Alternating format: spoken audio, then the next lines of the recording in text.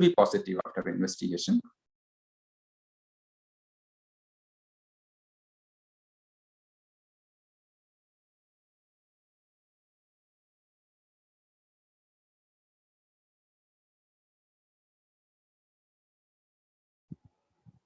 I think some internet problem. We'll just wait for 5 minutes.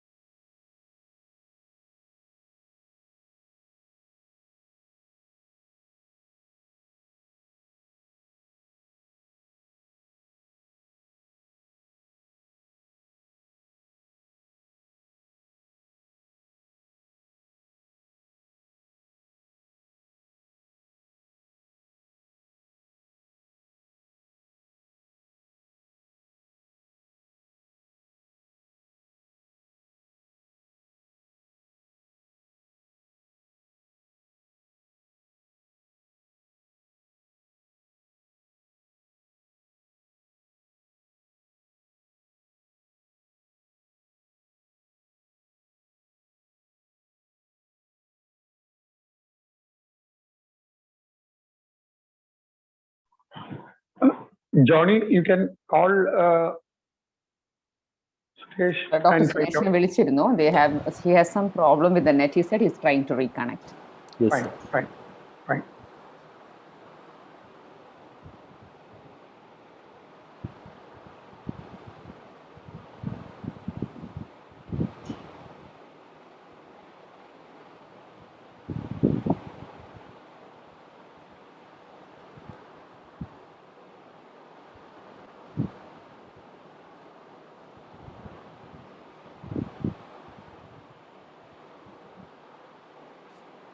Naveen, are you still there? Suresh sir.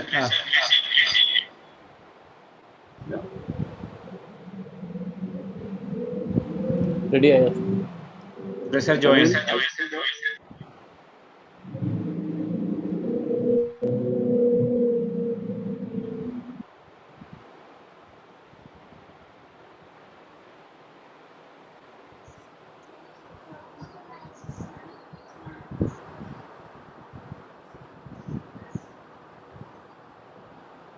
Dr. Ranjit, on unmute ചെയ്താൽ മതിയേ.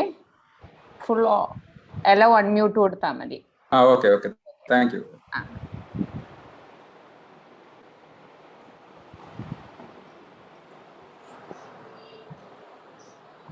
Hello, can you see my slides? Yes. Okay. Sorry, very sorry for that. My net got disconnected. Make slideshow.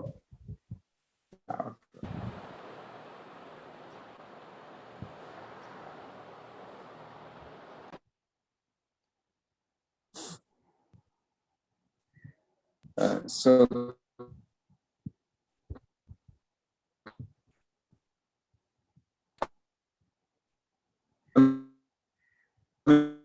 into babies born to COVID suspect area.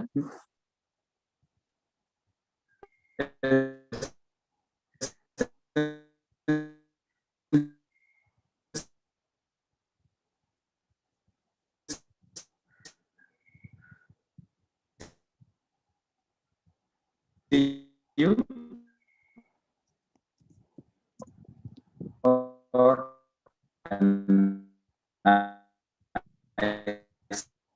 Dr. Suresh, unstable aane net connection audible and if alla. confirmed, we should shift to confirmed area. Is the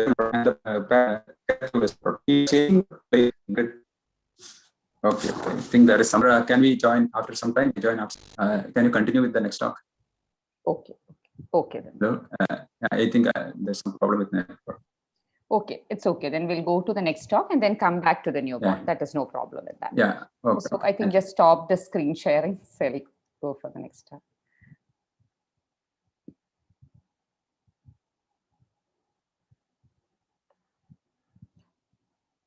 So we are sorry for that technical glitch, but I think we can continue with the newborn after the next talk. So I would be talking about acute COVID infection in children.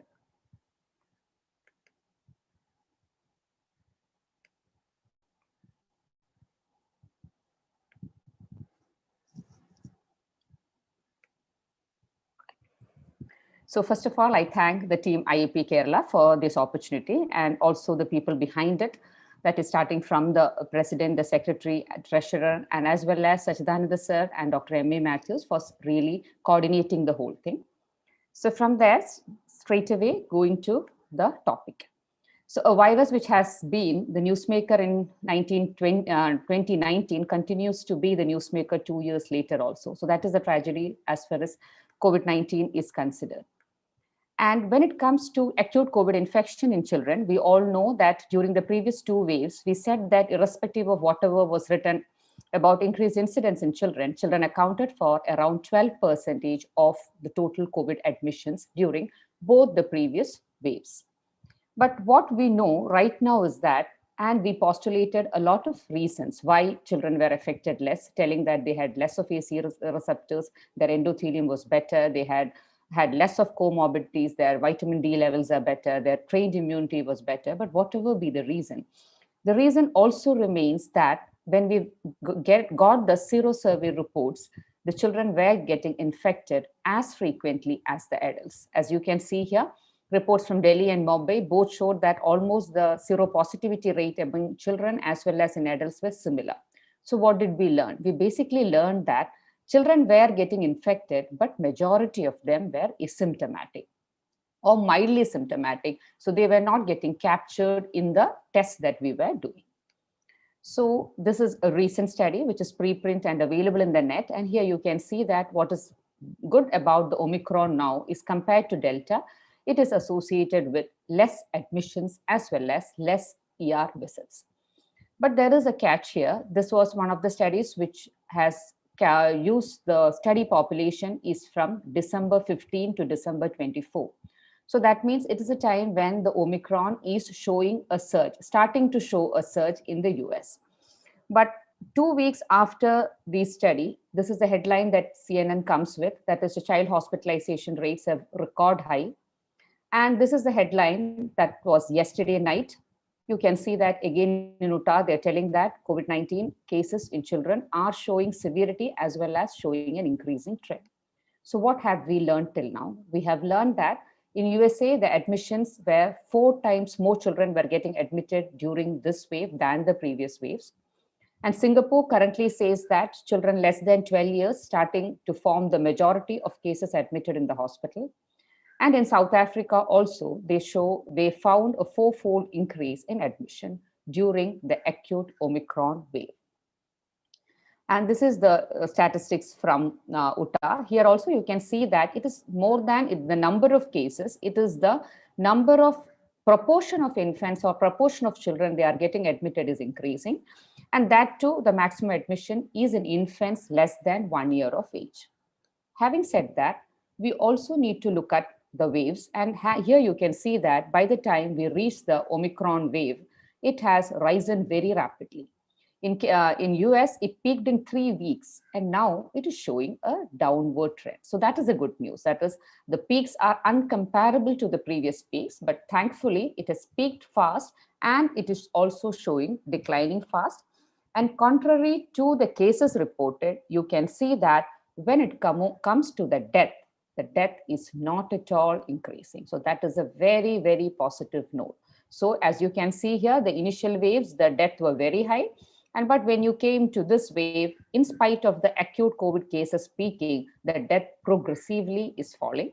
And another thing is that patients above 65 years are now not constituting the important proportion of patients getting admitted to the hospital. It's mainly those less than 50 years, those who are getting admitted to the hospital. So having said that, coming back to something basics, we all know how it is transmitted. Mainly it's a droplet transmission, but we also know that when you are doing an aerosol generating procedures, the aerosol transmission is also there. So the major chunk, we should be taking prevention against droplet spread by your usual hand washing, your surface cleaning, your masking and all. But in a hospital setup, we have to be careful about the aerosol spread also. We need to know that the virus dies very quickly when exposed to sunlight, and the longest survival is inside the room at lower temperatures, and when the humidity is less than 50%. So wherever you're taking care of patient, air circulation and ventilation are also equally important. Coming to the incubation period, we all know that we have been taught that the incubation period ranges from 2 to 14 days, and classically it is 6 days. But with Omicron, it looks like the incubation period is shorter. Maximum infectivity is 1 to 2 days prior to infection and 2 to 3 days after symptom onset. So that is why now the isolation period or the period of quarantine recommended by CDC is 5 days from the onset of symptom, and they are asking you to be afebrile or asymptomatic for just 1 day. Whereas when it comes to the recent guidelines that is published recently in January 2022 by the Government of India, now we have said that those with mild disease should be in quarantine for 7 days, and they can be out of quarantine provided they are afebrile for at least 72 hours. So that has come as a change in the newer wave. Then coming to what are the clinical presentations? We all know that the COVID characteristically presents with upper respiratory, lower respiratory, GI symptoms, and some atypical neurological symptoms. And of course, last but not the least, the MISC. So coming to the symptoms, there is some difference between the Omicron now and the COVID, the Delta and the previous waves that we came across. So now we don't have that. For around 40 to 48% of patients used to complain of loss of smell and loss of taste. And now when the Omicron is only around 10 to 15% who are complaining of that. So that is not an important symptom now. Similarly, lower respiratory tract infections, pneumonia is very, very rare with Omicron. Omicron is mainly infecting the upper airways. So what are they presenting with? The children definitely have fever. They have a dry cough with severe sore throat, and headache is a prominent, especially adolescents and adults complain of severe headache, and also myalgia and backache. So arthralgia is there, myalgia is there, severe lower backache is also a complaint. So as you can see here, your systemic symptoms or your constitutional symptoms are definitely significant for you to be at home or inside the home. But thankfully, the lower respiratory infections are lesser in number. How is it faring in children? We have found that infants are more prone for admission with the newer wave. That is because this is mainly affecting the upper respiratory tract as well as the lower airways. So you are getting children or infants getting admitted with exacerbation of asthma, with increased incidence of croup. So that is something that you should be looking out for. When you have a child with COVID positive who is having a brassy cough, watch out that the croup can worsen and the treatment may have to be started early. And another reason why children get admitted is the loose stools and vomiting. Sometimes it is severe enough to cause dehydration, lethargy, poor intake, leading on to a need for admission. And definitely, when you have such a big denominator, naturally the numerator would be higher. So even though every age group, the number of admissions have really come down, the proportion of patients who are getting admitted have come down. In infants, the proportion getting admitted has not really come down, even though it is less compared to the Delta. But since the denominator is very high, you are anticipating an increased incidence of patients coming to your hospital in the next couple of weeks. And hopefully after 3 weeks, we would see a falling trend also. And traditionally, the risk factors for hospitalization are children with chronic diseases like chronic lung disease, neurological disease, heart disease, kidney and genetic abnormality, and prematurity is also associated with increased incidence. Similarly, in teenagers, obesity is an important cause. Immunosuppression malignancy per se has not been found to be associated with increased mortality, but otherwise immunosuppressed patients are associated with increased shedding time of virus and also increased severity has also been seen. So this was what we were classically seeing in the previous episodes. This time also, we are anticipating this group. Along with this, we are also anticipating healthy children to come in with acute COVID infection.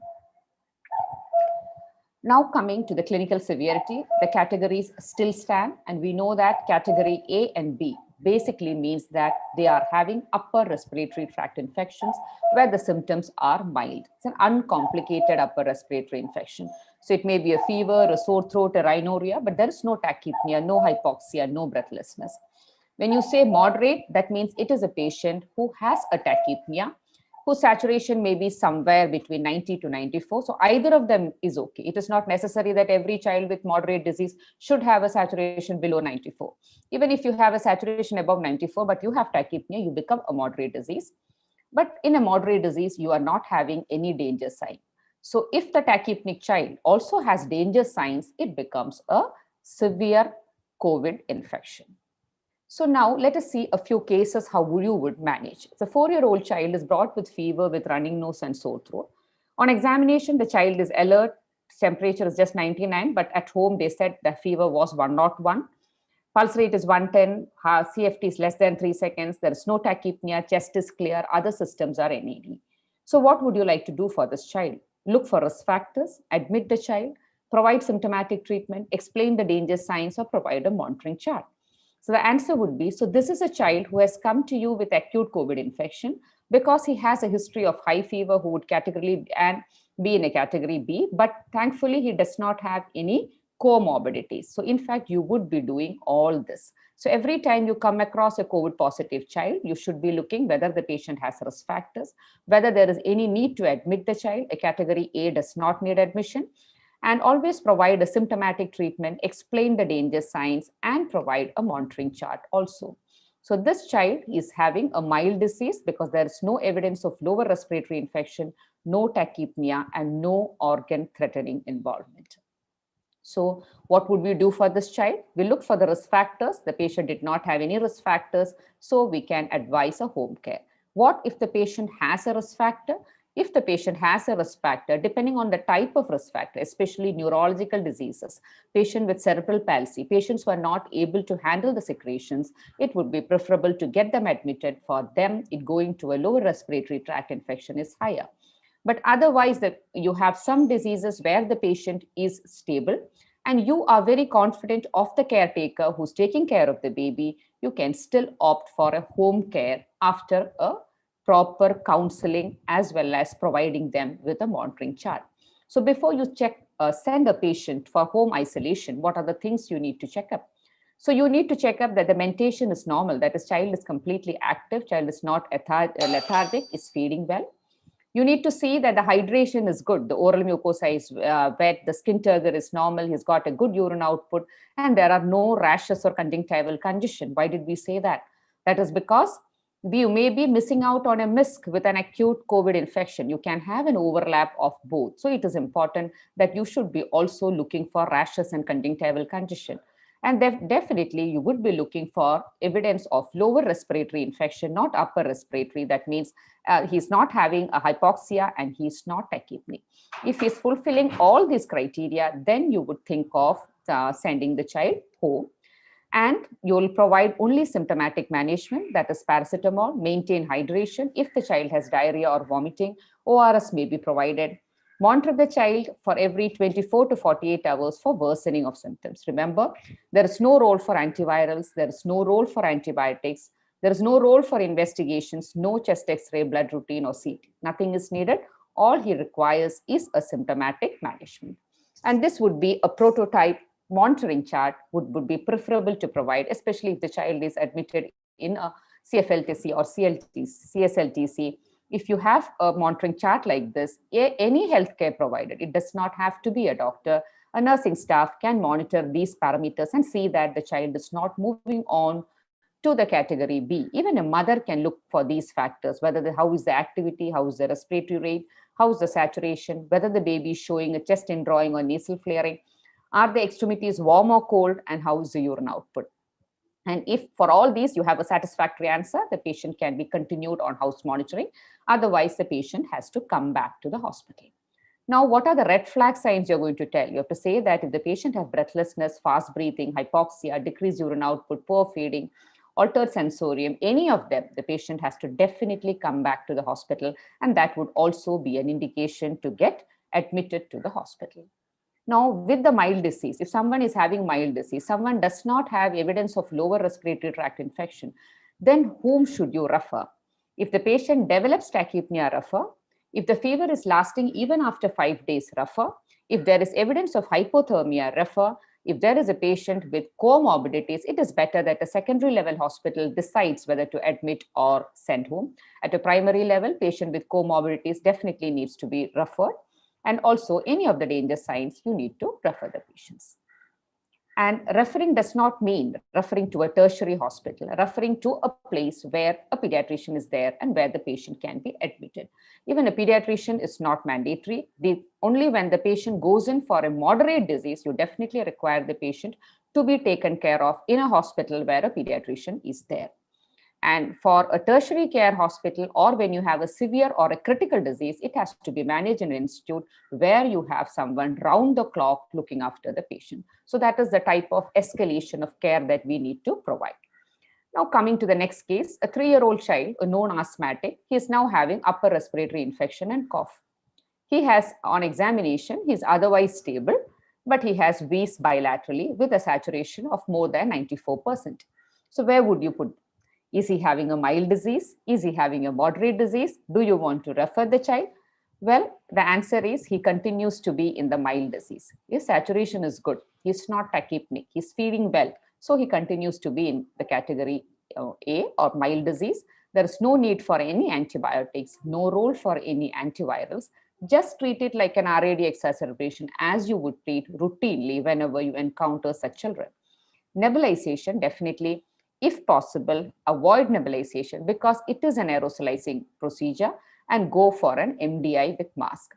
Here, one word of caution I would say that irrespective of the age, we are normally taught that if the child is less than 5 years, less than 4 years, you require a face mask. Otherwise, you don't require a face mask. But I would say for anyone with an acute exacerbation, be it an adult or be it a child, it is always better to have a face mask.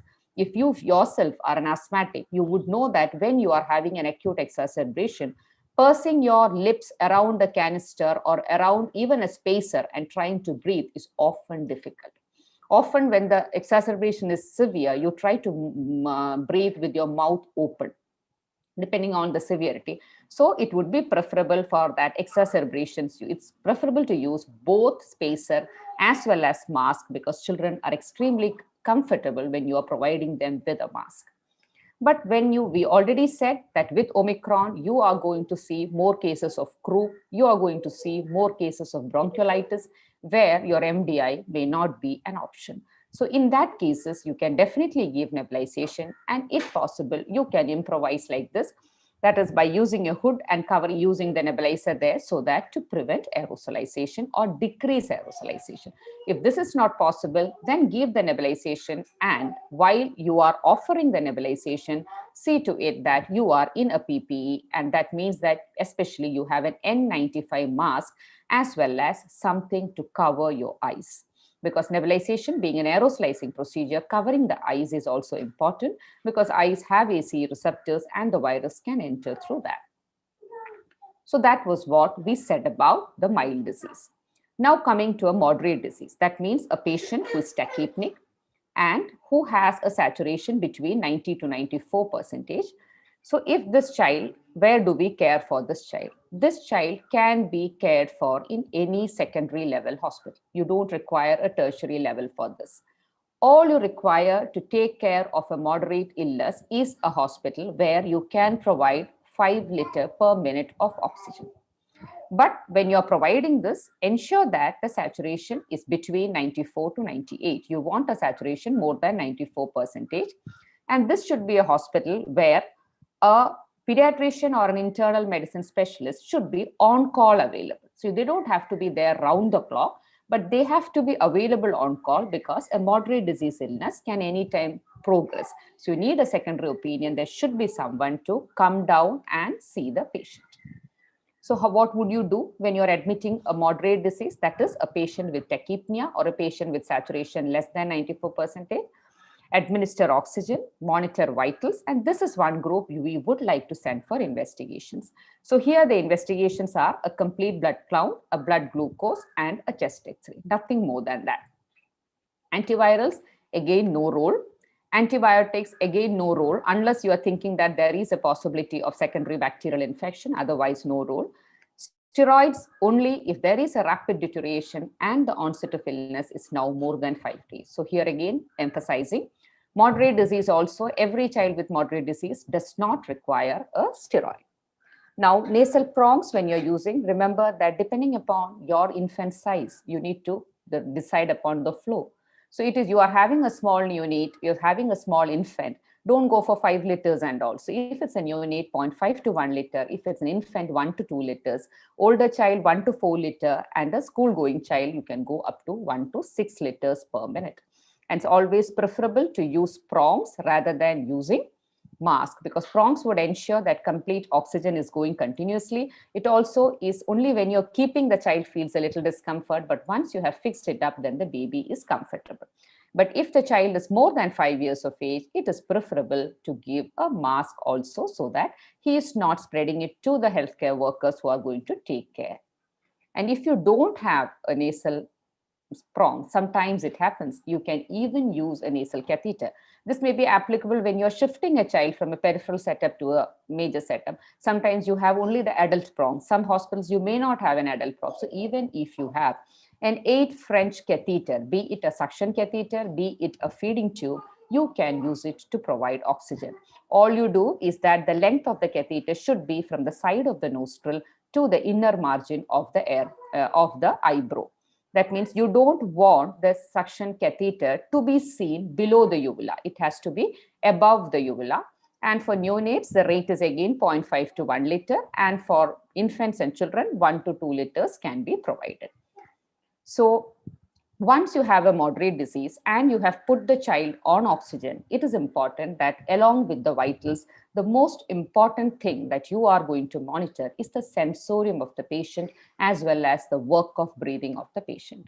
If you feel that the work of breathing is increased, that is, your saturation is maintained, but you find that there is lower chest indrawing, or you find that the patient is agitated. Remember, a lethargic patient is also a danger sign. An agitated patient is also a danger sign. If you find clinical cyanosis, retractions, definitely he does not come under moderate disease. He becomes a severe disease and he requires a referral. So what did we say?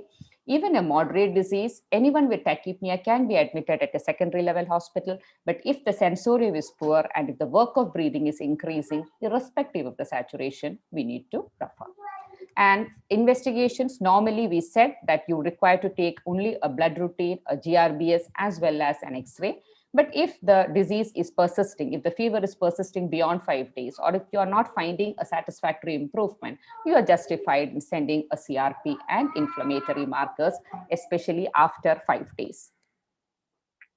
Now coming, so that was about moderate disease. Now coming to severe disease. Severe disease means any patient who has a saturation less than 90%, who has a danger signs, or who has an organ-threatening disease in the form of MORS, shock, or ARDS. So there is no doubt about it. These patients need to be referred to tertiary care hospital. So we need to see whom you are referring to the tertiary care hospital, those with saturation less than 90, those with organ-threatening disease, or those with danger signs. So this is one group. You would admit it in an HDU or a pediatric ICU.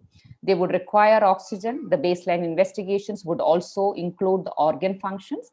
You would start them on empiric antibiotics, and steroids are recommended here, but I'll discuss about steroids a bit more in the subsequent slide. And naturally, a restrictive fluid therapy and organ support would also form.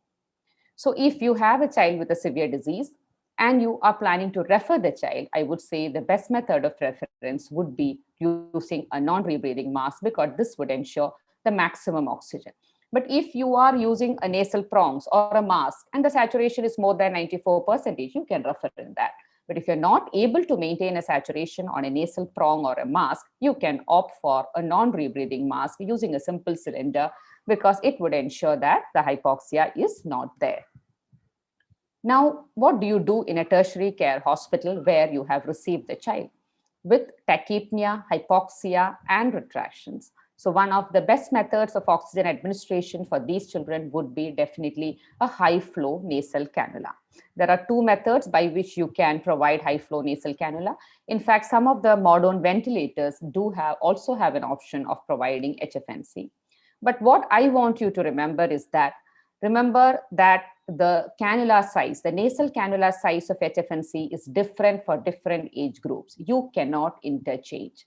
Especially, you should not be using an adult cannula for a child or a pediatric size cannula for a premature or a neonate, because the basic principle is that the HFNC nasal cannula should cover only 50% of your nasal orifice, because you are giving a high flow. The patient has to expire. The patient has to expire around the nasal or around the nasal cannula. So it is important that your nasal cannula only covers 50% of the nasal orifice. And that is why it is color coded and it is different for different age groups. And when you're starting, start with a small flow, 0.5 to 1 liter per kg per minute. And you can reassess the child every 15 minutes. If the patient's tachypnea and work of breathing is not coming down, you can increase the rate to up to 2 to 3 liter per kg per minute. Your aim is to get a saturation around 90 to 94, you're happy. And after 1 hour, if the patient does not show any improvement, that would be an indication to offer an NIV. What do you mean by improvement? Improvement, the respiratory rate is not going to come down immediately. The first thing that comes down when you provide a respiratory support for any patient would be the heart rate. So first there will be a heart rate decrease by 20%, followed by a decrease in respiratory rate and work of breathing. So first, usually the heart rate comes down, then the work of breathing shows a decreasing trend, and later only you have a decrease in respiratory rate. So at 1 hour, if you find that the work of breathing and the tachycardia and tachypnea is same as you kept before, that would be an indication to go for escalation of the respiratory support.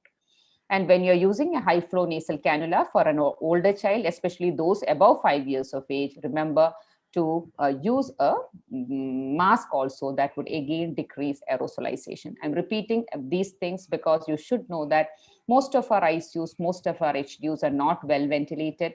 The air circulation is less, and we are bothered about the hospital staff getting infected because we need power. We need manpower for the work to continue. We need the manpower to handle the surge that is going to come. So for that, all kind of precautions need to be taken. And for nebulization also. And remember that HFNC is not a good option for your RAD exacerbation. So that I highlighted because that is what you're going to see. Because if you are going to use an HFNC and using a 2 liter per minute per kg per minute of flow, and then if you're putting a nebulization mask on the face, the nebulizing fluid aerosol will find it difficult to enter your lungs. So if you're using an HFNC, you would have to decrease the flow while you are offering the nebulization. Or if you have the option, use a nebulizer chamber like this, which can be connected to the humidifier itself, and from there you can get the aerosolization. Otherwise, just simply keeping a mask on top of an HFNC will not be a good idea for a patient with a reactive airway disease. How do you wean?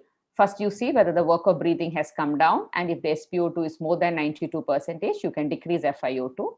And slowly, when the FiO2 reaches 40%, then so don't first decrease the flow. So if the FiO2 is already 40%, then you can decrease the flow from 2 to 1 to 1, 2 liter per kg per minute to 1 liter per kg per minute and coming down. And if it is again stable for 2 to 4 hours, you can decrease further. And if a child is stable with a flow rate of 0.5 liters per kg per minute, or when the flow rate is less than 4 liter per minute, you can simply cease HFNC to room air. Otherwise, you can transition to simple nasal prongs and then transition to the room air. So if a patient on HFNC at 4 liter in 21% is maintaining saturation and having no work of breathing, he can directly be transitioned to room air. Now coming to if the patient does not respond to HFNC, then only you have the option of going for an NIV. And when you're keeping an NIV, as far as possible, please do not use the single limb NIVs because they tend to exhale through to the surroundings, and the aerosolization is highest in case of NIV. Remember that HFNC causes less aerosolization than your bubble CPAP. when NIV causes more an aerosolization than your bubble CPAP. So this would be a higher aerosolization. So it is preferable to use a dedicated ventilator to provide an HFNC, to provide an NIV, and with an oronasal mask. Use minimum pressures, start with a CPAP mode, and only if the patient requires an IPAP, you need to dial in the IPAP. And here again, you can take a decision after 1 hour by seeing if the child is showing any form of improvement or not. Most of the children would respond to your HFNC. A miniature, a minor amount would only require an NIV, and those who require intubation is very, very less. So that is also important for us to understand. And it is also important that you keep a bacterial filter at the exhalation port so that your machine is not getting contaminated while you're using for the next patient. Now coming to the medical management, that is something that we are interested in. So medical management, supportive management, respiratory and hemodynamic support is provided just like you would do for any other patient. And regarding the other three things that we want to know is steroids, anticoagulation, and antivirals. Let us take one at a time. So shock and ARDS, we already said, do it just like you normally do, giving the fluid boluses with normal saline. Once the BP picks up, then continue with your fluid, but see that you don't land up in a fluid overload.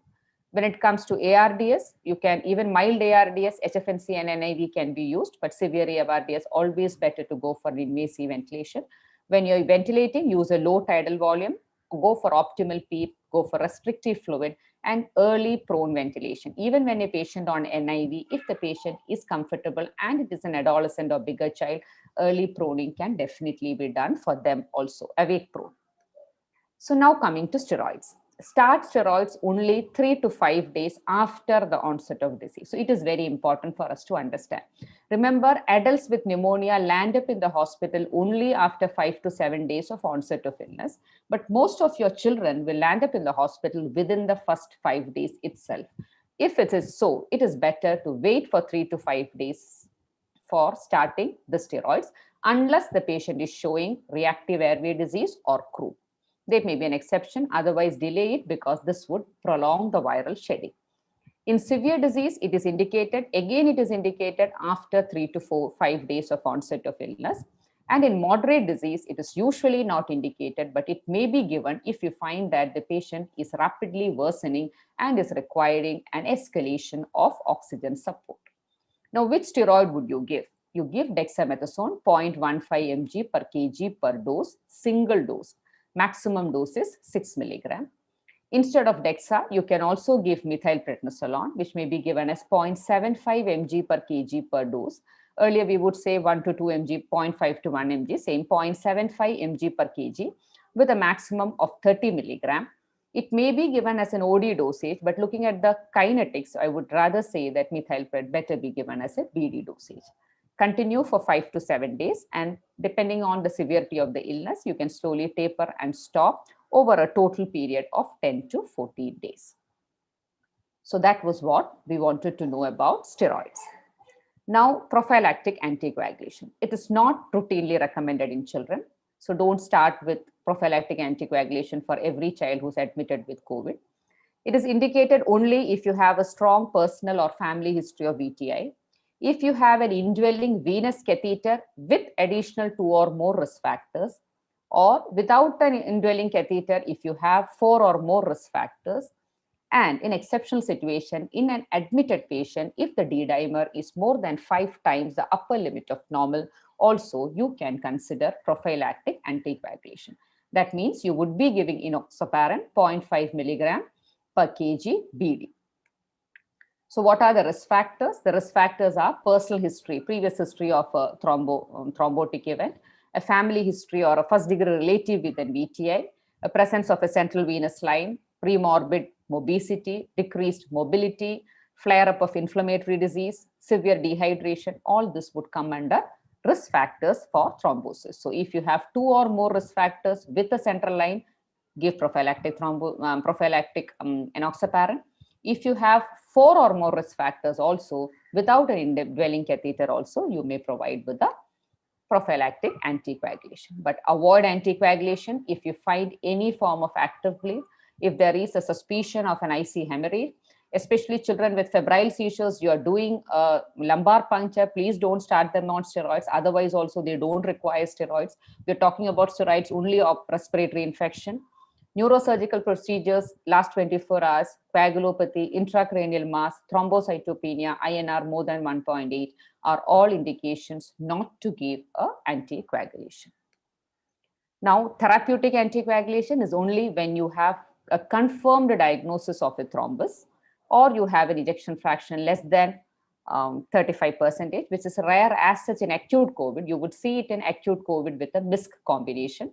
Here you would go for a low molecular weight heparin, 1 mg per kg twice daily.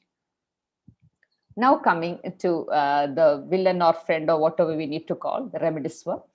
And a word about remdesivir. We all know that it is not routinely recommended in children. And we also know that it causes a hepatic derangement. And if you find that your liver enzymes are rising more than 5 times the upper limit, you are not supposed to continue. And we were already taught that it has no role for beyond 10 days. And being efficacy doubtful, it has been, WHO has now said a conditional recommendation against using remdesivir. So WHO is not completely withdrawn the remdesivir and not recommending remdesivir. It is a recommendation against using remdesivir.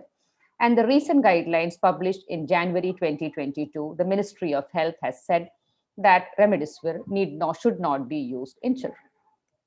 Having said that, do we have any newer studies or any newer information regarding it?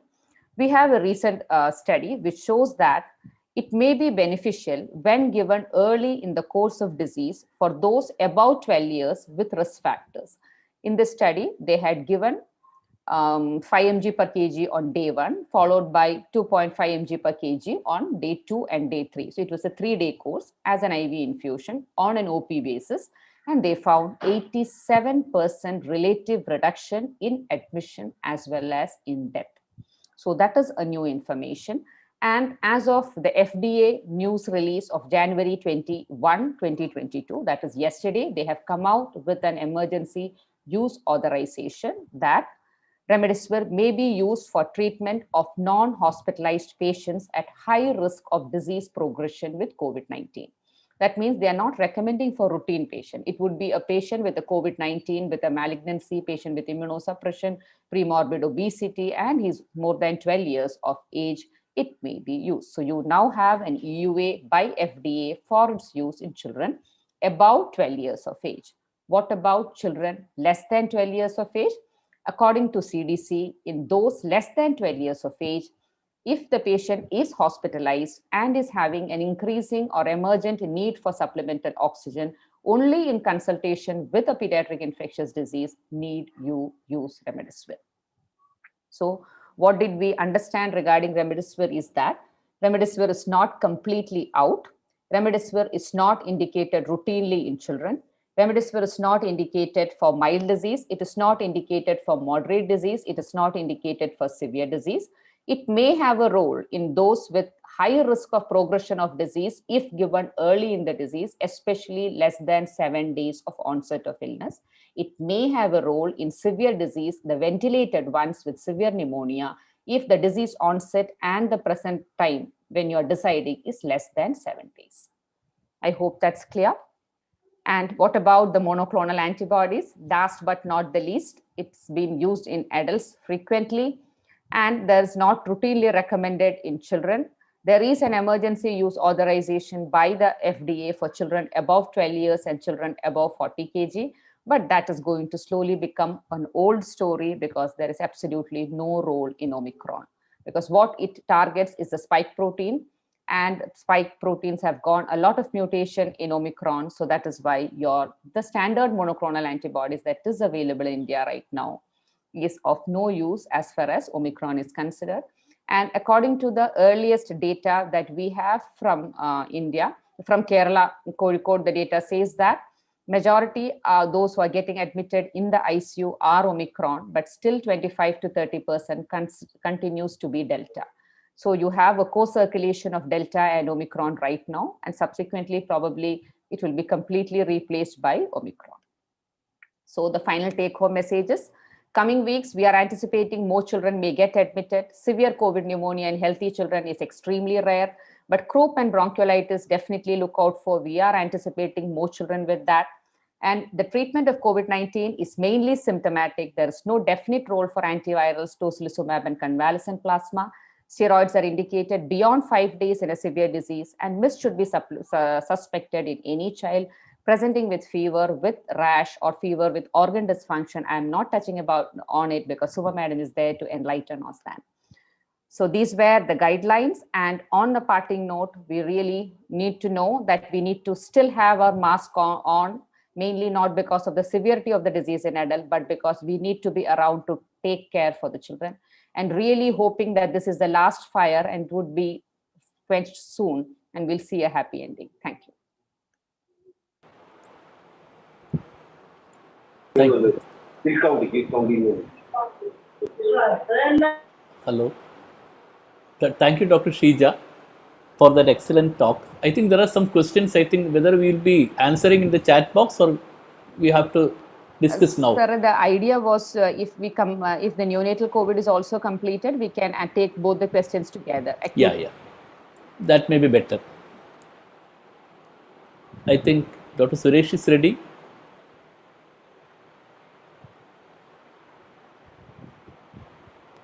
Suresh?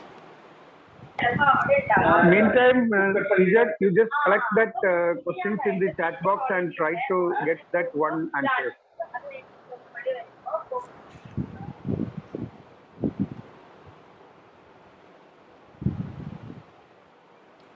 Dr. Suresh? Or Dr. Shrija, can we go to the next? So, okay. So I think we can go to Madam's talk then. Yes. Suma Madam, you're there, I guess. Dr.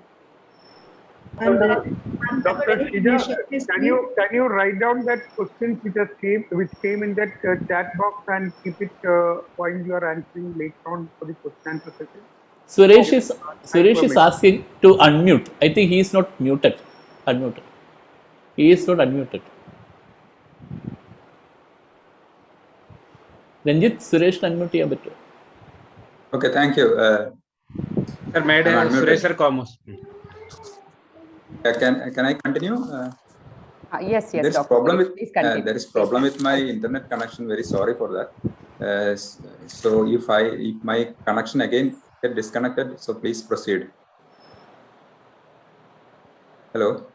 Yes. You can start. Can you see the slides now? Yes. Yeah. Okay. Let me start after a very good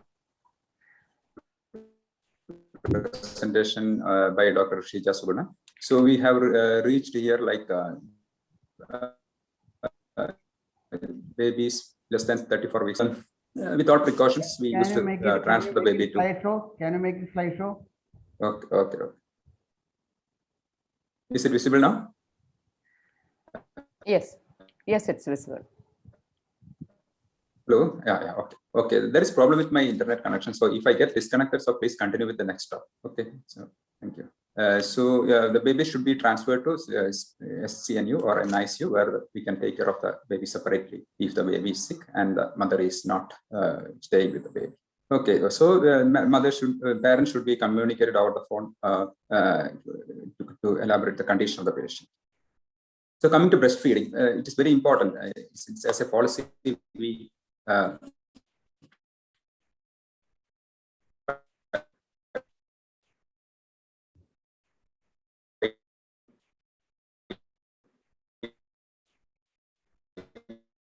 to breastfeed the baby whenever possible. Mother care should be provided in low birth weight neonates or otherwise eligible. So it is very important that we should keep breastfeeding continuously and take care of the nutrition of the baby. So coming to respiratory support for neonates with hypoxemia and minimal respiratory distress, we can give supplemental oxygen therapy. The guidelines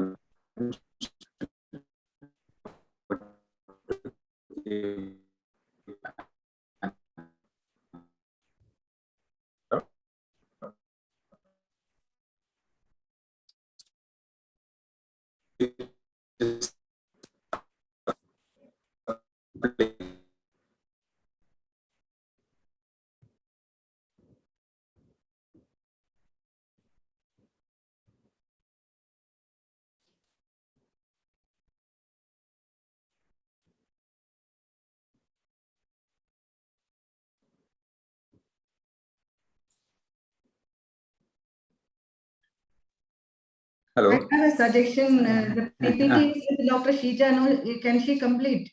If they The question answers, madam. No, the Miss N also. The time is important, and so the rest of the presentation. If Dr. Suresh Kumar has got that internet issue, can Dr. Shija complete? The PPT is with you, no? Oh, madam, you are telling Dr. Suresh in the topic, can I complete? Was that the question that you asked? Yeah, please complete because Yes. time is very important.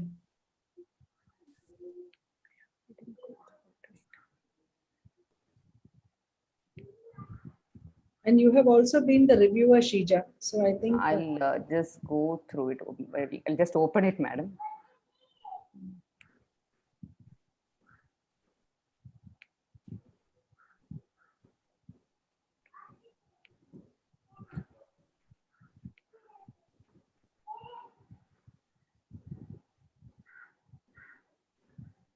It's because so many are impatiently waiting.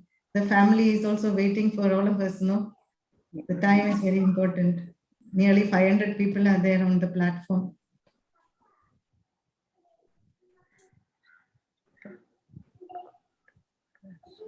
Madam, I think we'll discontinue from here and we'll continue. Dr. Shrija, if you can complete the presentation, if possible, you please do it. Otherwise, I think there's a problem with my internet connectivity. I won't be able to. I have no other connection also in different area. So very sorry for that. Okay, let me see. I think we reached up to feeding.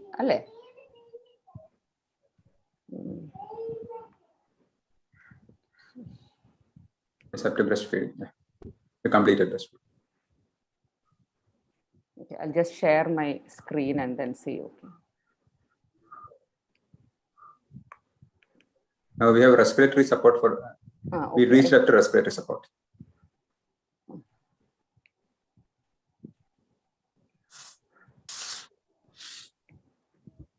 Okay, is it visible now? yes. No, it's visible. Okay, I think I think you touched upon that. That is, roaming in and feeding is important. There is no need why we should not be feeding a child. No need, Allah. It is mandatory that we always encourage breastfeeding, allow the baby to be roomed in with the mother. And only thing is that the mother should be having a mask on, and every time she's touching the baby, she should be using a hand hygiene also. And also see that you're routinely cleaning and disinfecting the surfaces of frequent contact.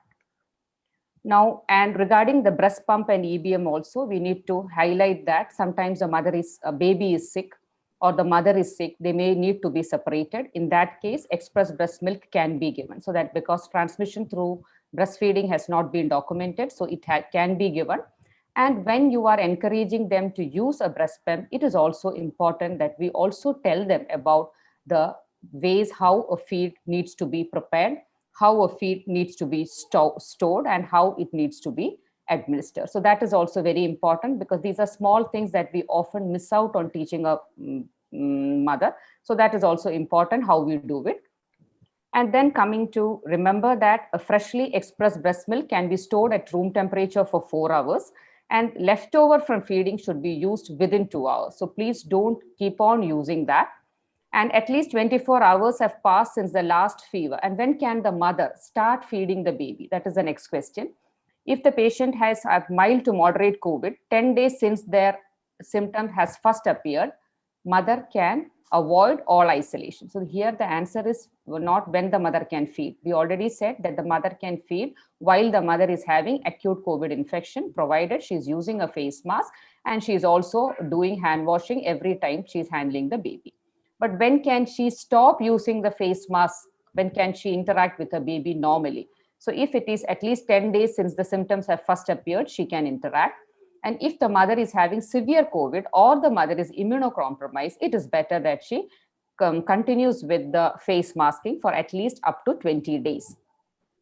And it is also important that at least 24 hours have passed since the last fever without the use of antipyretics, and the other symptoms have improved. Clinical presentation has already been dealt, and the different kind of symptoms have already been said. Then regarding the respiratory support, if positive pressure ventilation is needed, central plating bag and mask or TPs can be used. Resuscitator with a disposable tubing. If TP is resuscitator, use disposable circuit indicator for intubation as per the standard NRP. The use of aerosol box during intubation is no more recommended. Use of filters attached to TPs or bag and mask device is also not recommended. Endotracheal administration of medications, this was already covered, are also not recommended. What is your target? Neonates with hypoxia and minimal respiratory distress, provide supplemental oxygen therapy with a low flow nasal cannula that is less than 2 liters per minute, and if the saturation is less than 90%, your target is to achieve a preductal SpO2 of 90 to 95%. In case of neonates with respiratory distress with saturation less than 90% and chest retractions, just like we said about in the older group, here again you can offer HFNC. If the patient is not responding to HFNC, you can go for a bubble CPAP. If the patient is not responding to bubble CPAP, you can use a non-invasive ventilation. And if that is not possible, you can go for a mechanical ventilation. Now, testing, I think it has already been covered. Investigations, neonates with suspected or confirmed but asymptomatic or mild COVID-19, no routine laboratory investigations are needed, apart from looking for RT-PCR for confirmation of the disease.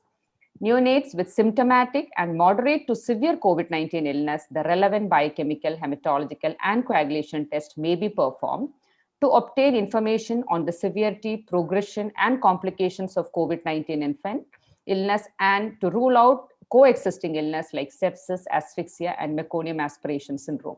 So it's very important for us to remember that every time a mother gets a COVID-19, there is an increased risk of a preterm delivery, and all the complications that normally a preterm baby has, a COVID-exposed baby will also have. Treatment, there is no specific anti-COVID treatment for a newborn. No remdesivir, lopinavir, chloroquine, hydroxychloroquine, ivermectin, interferon, nothing is recommended. Adjunctive therapy such as intravenous immunoglobulin is not routinely recommended other than in a scenario of suspected MISC. Use of systemic corticosteroids may be considered in neonates with severe or critical COVID-19 requiring mechanical ventilation. So you have further narrowed down here. You are only limiting to the critical cases in whom an alternate cause such as sepsis have been ruled out. Dose is the same. You would go for a dexamethasone 0.15 mg per kg once daily.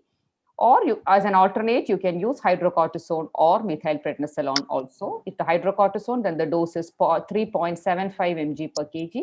Methylprednisolone, it is 0.75 mg per kg. And if you're using prednisolone, it is 1 mg per kg. So all these babies, you would give steroids for 5 days. Then depending upon the illness, you would taper it, and you would normally not give it beyond 10 to 14 days. Discharge policy. A stable neonate exposed to SARS-CoV-2 infection and roomed in with their mothers may be discharged along with mothers. There is no need to check them again. We're not checking the mothers again. Similarly, baby rechecking is not needed. Stable neonates in whom rooming in is not possible because of the sickness in the mother and who are being cared by a trained family member may be discharged from the facility by 24 to 48 hours of age if he is otherwise fit. For example, he has a risk for bilirubinemia, or there are other reasons you want to retain the child, that is perfectly acceptable. But if there is no other reason, then just because the patient is COVID positive, you don't have to retain them, they can go home. Early discharge to home should be followed by telephonic follow-up or home visit. That is also important to see that these babies are not getting any other symptoms. All neonates born to mothers with COVID-19 should be followed up for at least 14 days and preferably till 28 days of life, because incubation period can vary. Telephonic follow-up or physical visit with a nearby pediatrician as per convenience can be chosen. At least one contact during this period should be scheduled. Thank you.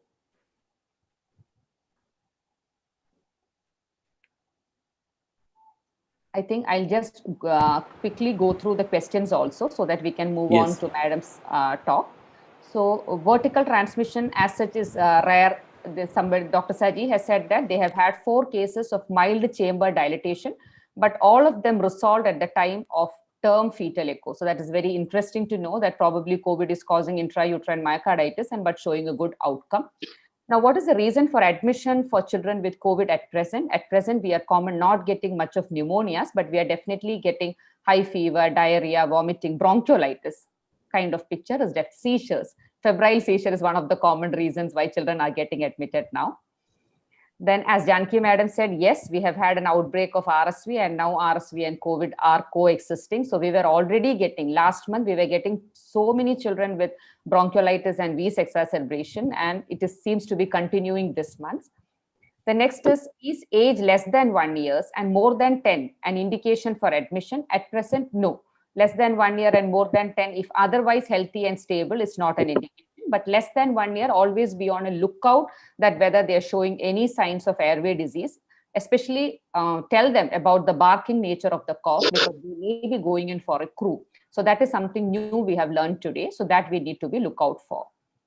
Does a stable child COVID positive with a simple febrile seizure need to be admitted in a tertiary care hospital? Definitely not.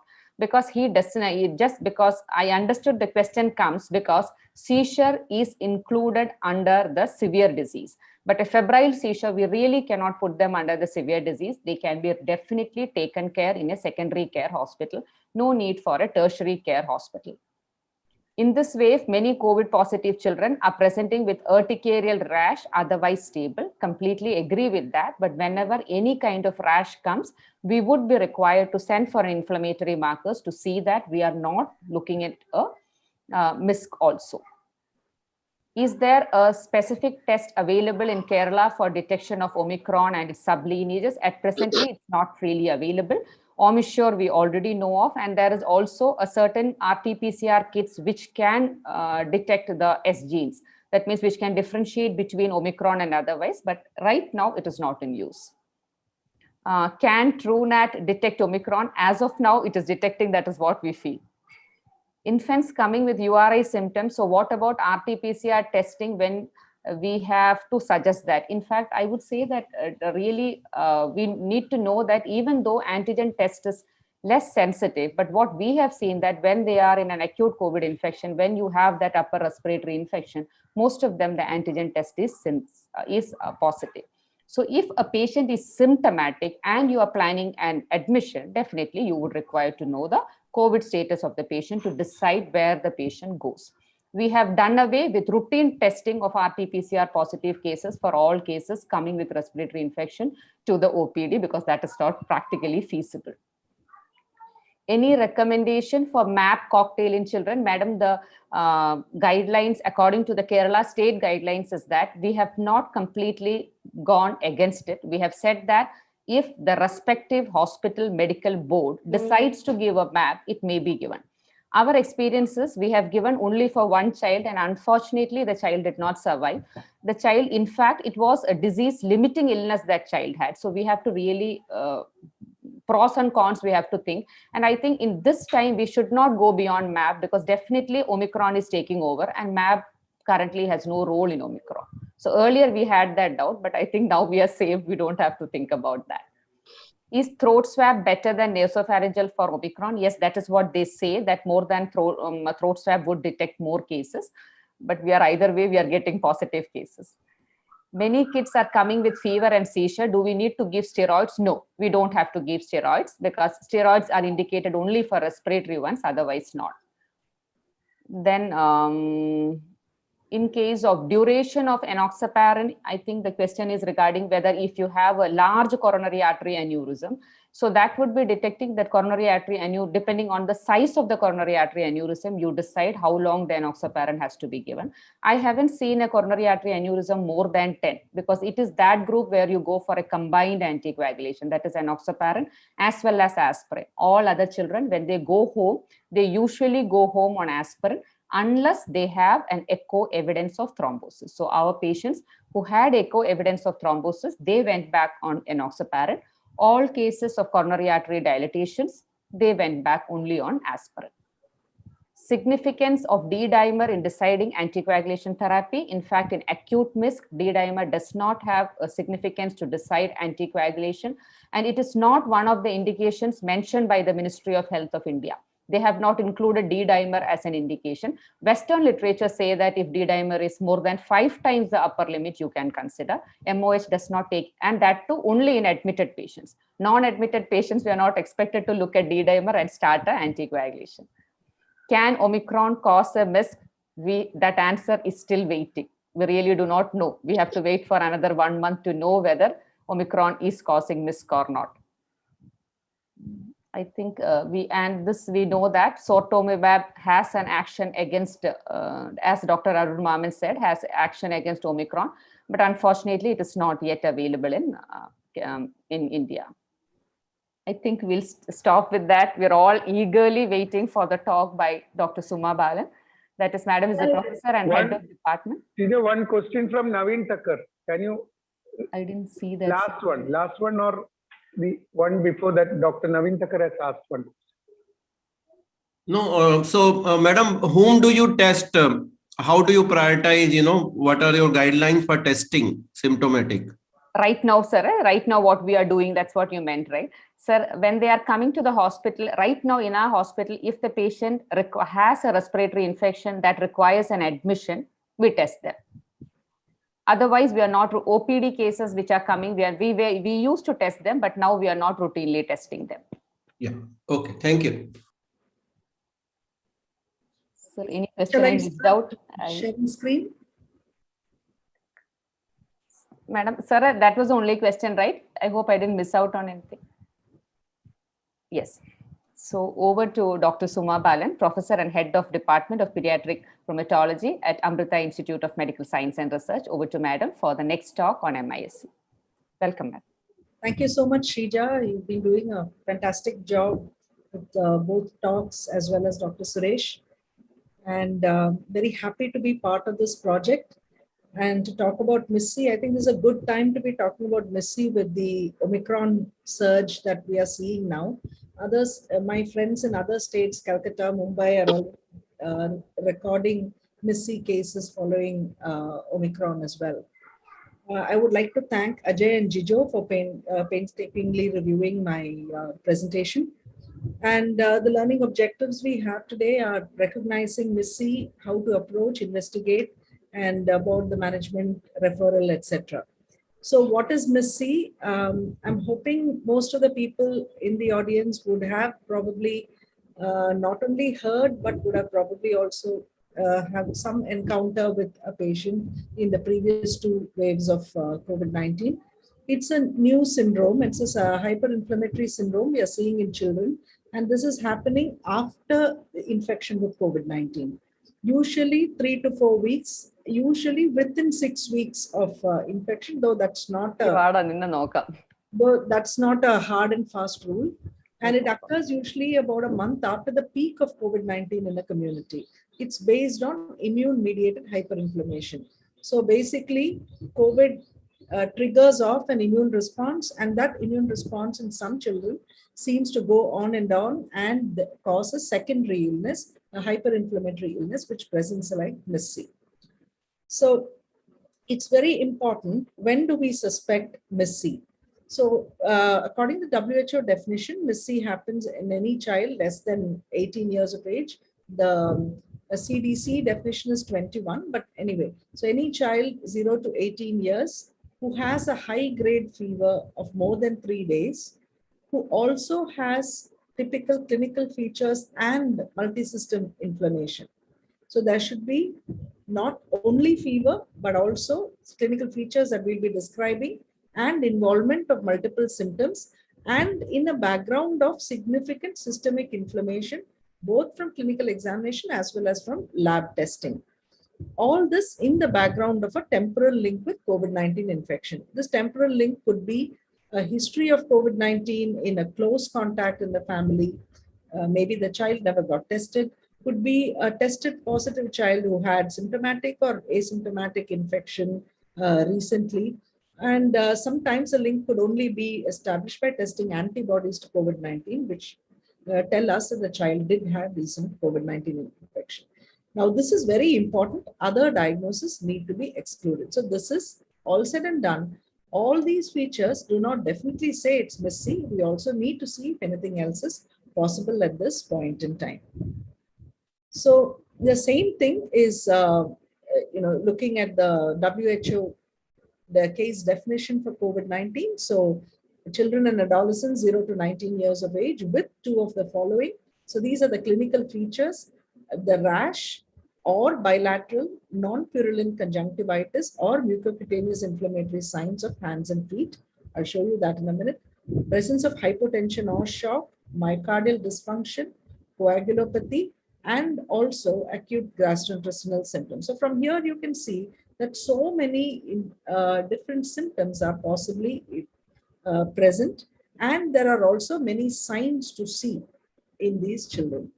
Then they have elevated markers of inflammation. The common ones we test are ESR, CRP, maybe procalcitonin, and there should be no other obvious cause of microbial cause of inflammation and evidence of COVID-19 in the recent past. So these, just to go through again, this is a syndrome which should consist of clinical situation where all these things land up together. And in a child with MIS-C, what all clinical signs can you look for? So you can look, there can be neurological signs. The child can be extremely irritable or extremely, very obtunded, unresponsive as well. They can have a non-purulent conjunctivitis, of course, a high-grade fever, red and cracked lips, like what you see in Kawasaki, and also a red and cracked, red tongue, a strawberry tongue that we see in Kawasaki. Cervical adenopathy can be seen. They can have respiratory signs. In some children, like Shrija has already alluded before, you can have COVID-19 and MIS-C occurring together. And when you examine these patients and look further, you can find significant, like externally, the cardiac involvement can present as shock. It can present as tachycardia. It can present as myocarditis. There can be diffuse skin rashes of different types. And there can be hand and foot edema, peripheral edema. The other very interesting thing is, unlike Kawasaki, where we can see many of these signs too, they can also very commonly have gastrointestinal signs. So pain abdomen, diarrhea, even clinical features of appendicitis can be present. And often the confusion has been between, does a child have KD or does a child have MIS? And what we are seeing is that KD is commoner in very young children. MIS is happening in slightly older children. Having said that, most Indian articles, the mean age of MIS seems to be around 6 to 7 years, but still older than the mean age of KD that we tend to see. GI symptoms are common in MIS. They are very unusual in KD. Myocardial dysfunction and shock is very common in MIS, and though it's present in KD, not very common. The blood tests in MIS are quite different. KD, we have very high white counts, very high platelet counts. In MIS, you tend to have more of leukopenia with lymphopenia and lower platelet counts with quite significantly high inflammatory markers. And the coronary artery aneurysm risk is considered to be similar to KD, but what we are tending to see is that though many children are having dilatation of coronary arteries, the severity of the aneurysms doesn't seem to be as bad as what we see with KD so far.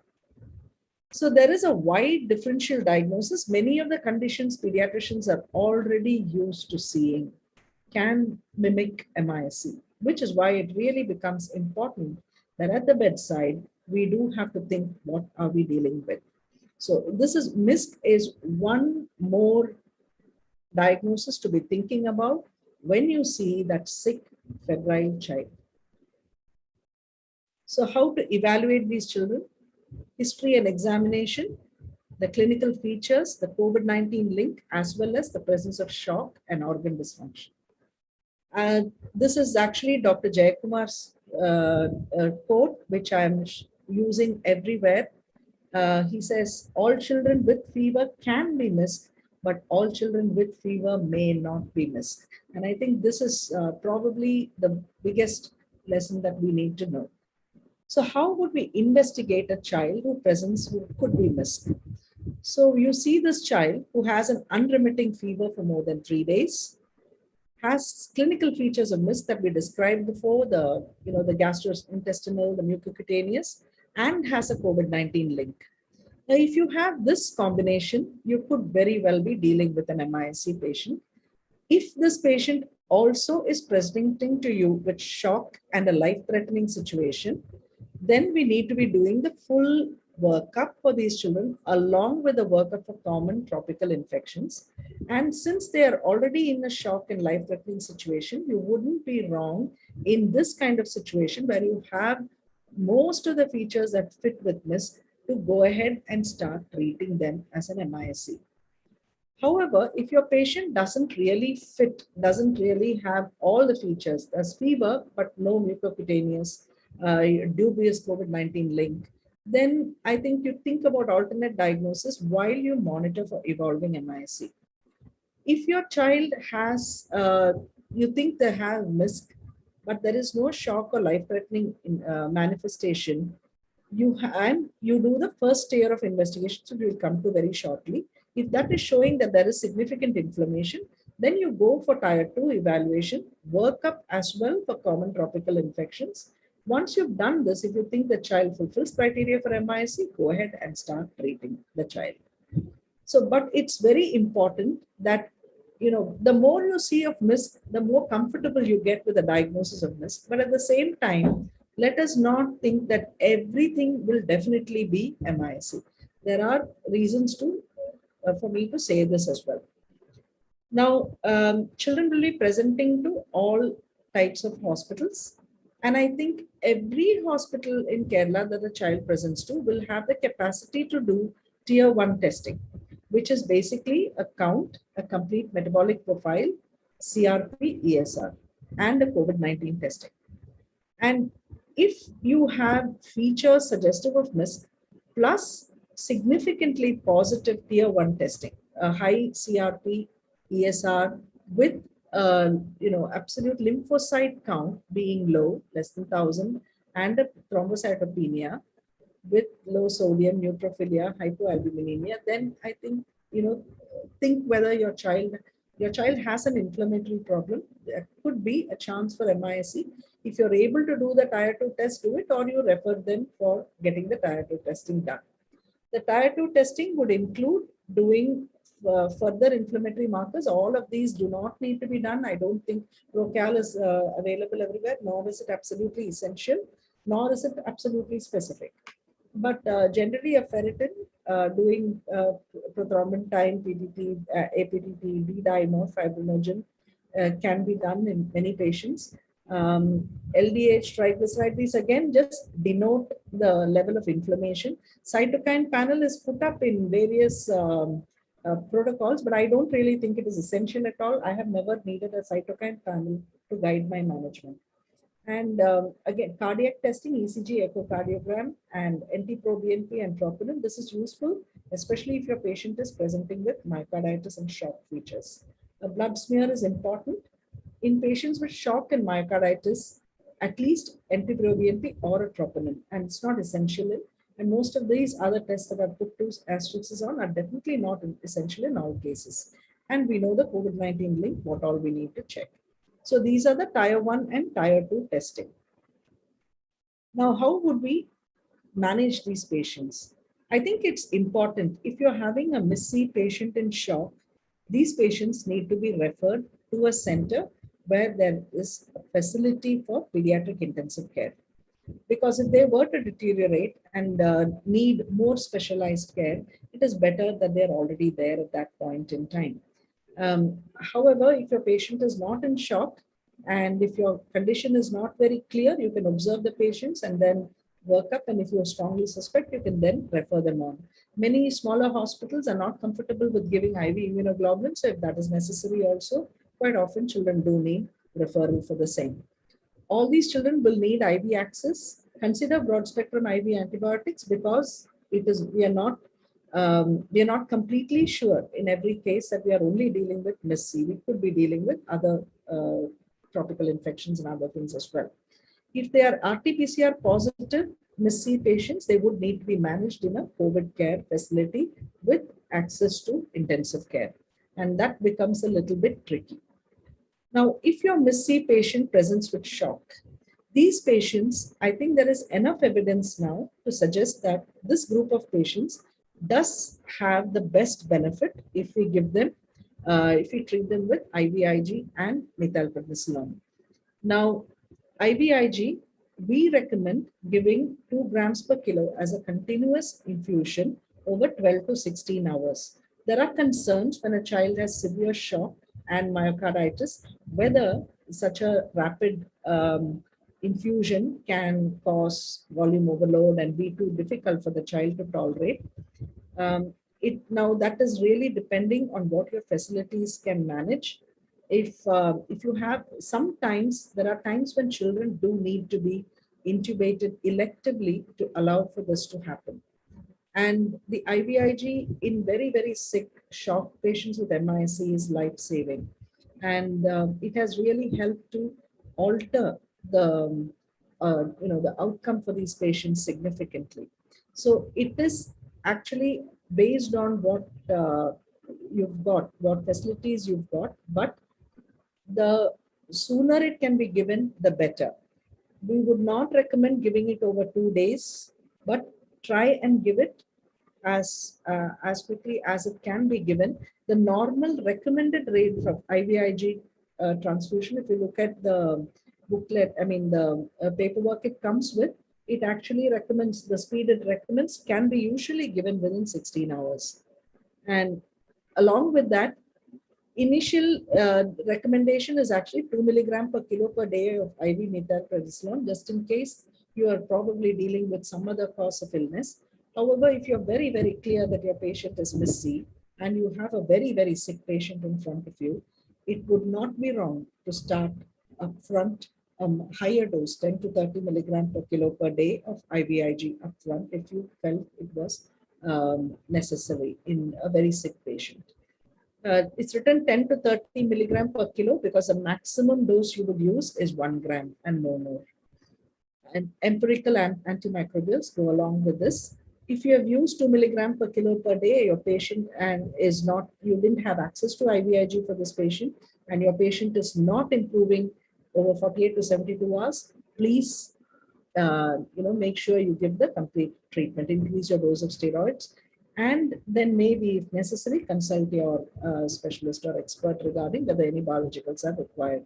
The indications for biologicals are not many patients require them, but in a few patients, they have been extremely useful. Now, there are patients who present without shock, like a KD, but as I've shown you the features before, it is actually, it is MIS-C because of the counts, because of the possibly abdominal symptoms as well, but they have a typically KD phenotype. Even in this group of patients, a combination of 2 milligram per kilo per day methylprednisolone with IVIG is recommended as the best treatment.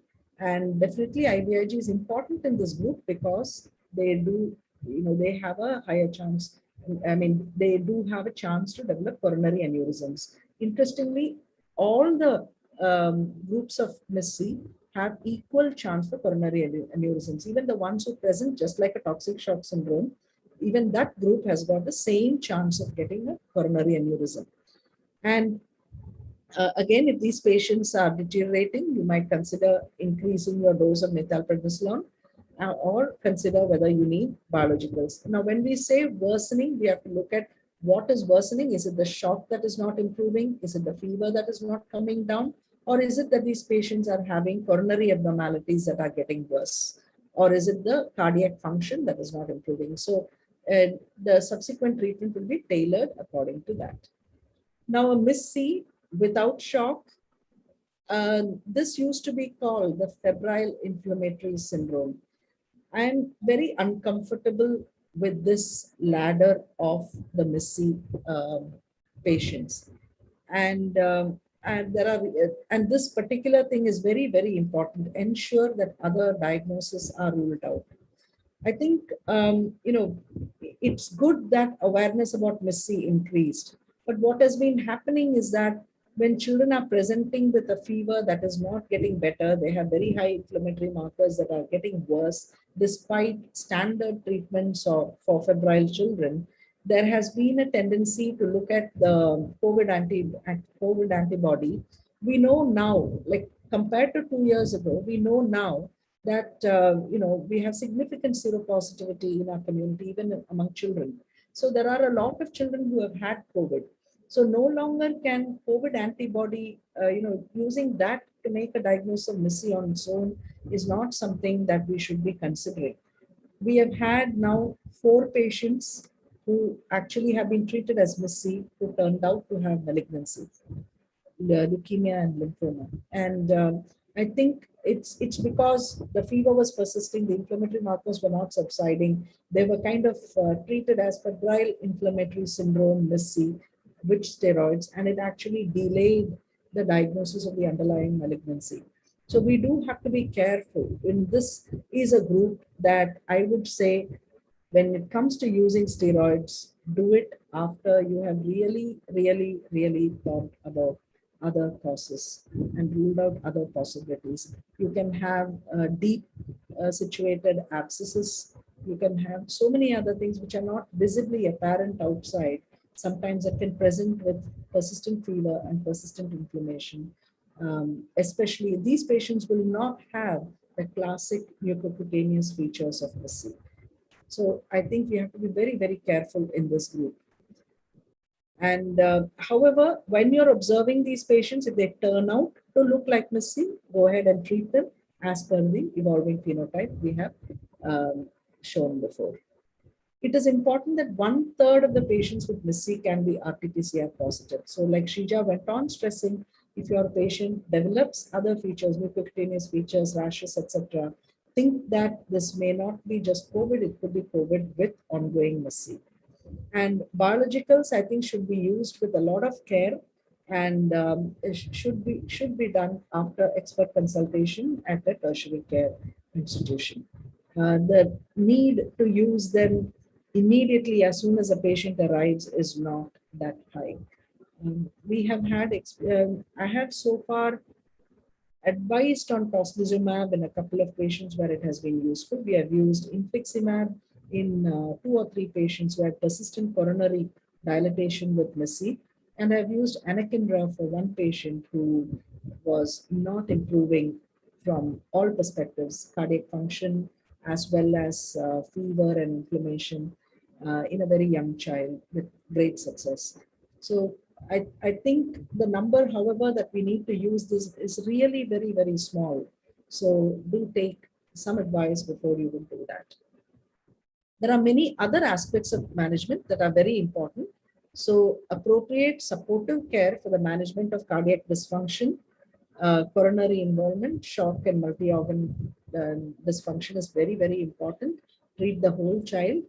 IVIG can be given slower, up to 48 hours is what other protocols say, but I feel that it is also the drug that makes the difference. So it is important to prioritize giving it in those particularly sick children, because that is the difference. That makes all the difference, actually. And consider elective ventilation if there is severe cardiac dysfunction. And after care, once the child is better, I would taper and stop steroids over 2 to 3 weeks with clinical and CRP monitoring. We would use aspirin in all children, maximum 75 milligram per day for 4 to 6 weeks, once the platelet count has come up above 80,000, or at least 4 to 6 weeks, or we use it for roughly around 3 months. Once we have, and we follow up all these patients to look at the coronaries in the longer term. And enoxaparin, or low molecular weight heparin, is indicated when you have a giant aneurysm, when you have severe left ventricular dysfunction, or you have an obvious thrombosis. And the D dimer is definitely not the number that should indicate whether enoxaparin is required or not. In this scenario, the D dimer is just another inflammatory marker. Any cardiac involvement, please repeat the ECG 48 hourly. Repeat echo at 7 to 14 days, between 4 to 6 weeks, and after 1 year if initial echo was abnormal. And when would you refer a child to a higher center? It's not very difficult to understand that. The child with shock or multi-organ dysfunction, early referral can make the difference. A child who has very unusual features. We've had a few patients present with appendicular mass, with intussusception, who actually had MIS-C and could be treated conservatively with our medical management, who have bradyarrhythmias. We had two patients who presented with complete heart block, and one unfortunately we lost. One we had to urgently, both of them we had to actually put in an emergency pacemaker, and however one passed away before we could complete immunomodulation. The other one was, we survived very nicely but required a permanent pacemaker. The ones who have seizures and encephalopathy, renal failure, pancreatitis, and very, very unusual rashes. I think these are situations where they may need to be considered for other possibilities. And children who have existing comorbidities. So we've had the C patients and neurosurgical patients, in children with heart disease, immunocompromised, etc. And these do need extra care. So to conclude, the early diagnosis of MIS-C is very important. The early commencement of immunomodulation, supportive therapy is very critical to good outcome. And I think both of these are equally important. Immunomodulation as well as good supportive therapy. Both are as important in the care of this condition. And combination therapy with IVIG and steroids does provide better outcomes in the sick children than either alone. Ventricular functions tend to improve and proceed to normalization if treated early. Coronary abnormalities need serial evaluations to track the normalization. If you have renal failure, seizures, pancreatitis, etc., these are very poor prognostic features. Mortality overall is low, 1 to 2%, but that is based on early recognition and early intervention. And these are the various resources we have. Thank you. Thank you, Madam, for that excellent presentation as usual. So I think, Madam, can you take a few questions before we move on to the next talk? So one of the questions asked is, in KD phenotype, why do you want to give methylpred along with IVIG when the features are suggestive of KD? Why can't you give IVIG alone? Actually, that has been looked at. There are a few, in MIS-C is not exactly the same as KD. And I think the children who are presented in this context, the few studies that we have shown a better outcome, even with regard to the coronary aneurysms. So they found that it is better that we give both together. In fact, if you ask me, very, very likely in a few years' time, aspirin will be, other than for antiplatelet dose, aspirin will be out of KD management. And there are quite a few patients, even with Kawasaki disease, when we evaluate them initially, we look for poorer prognostic markers and initiate them on steroids with IVIG right at the outset. So it's not really surprising that we do that, because if you give only IVIG, it's clear that the combination works better than either alone. Madam, another question asked is that, is it safe to give steroids in RT-PCR positive cases? Yes, I think if you're clear that your patient has MIS-C, yes, it is actually in that situation. Because one thing is, I think, as Shija has shown us, MIS-C will not be happening in the very, in the very first few days of COVID-19 infection. It is a immunological consequence. So it happens later on in the period of COVID-19. So probably when the infection is waning and you're probably dealing with what we call the remnants of the virus that is RT-PCR positive at this point in time. And it is basically at that point, the pathology you're dealing with is the treatment of that pathology is immunomodulation, rather than trying to get the body's defenses up to tackle the virus. So yes, in that case, if you're quite sure you've got MIS-C, yes. It's just like how we use dexamethasone in COVID pneumonia, if we think they've got it. In fact, every child with MIS-C, when we had checked RT-PCR positive patient, when we had checked the antibody at the time of admission for them, it's positive. As Madam said, their inflammation is there. Already antibodies positive. Virus is in fact not the role, not the key player at all. Madam, another question or comment I would say is that in MIS-C without shock, CDC advises only IVIG. I think we're talking about the mild MIS-Cs. WHO states very weak evidence to give steroids. It is the cost factor which has made WHO advise steroid in this situation. If patient can afford, I think IVIG is preferable in this situation. Your comment, madam. But I'll share one WHO this thing also, madam. Their chart.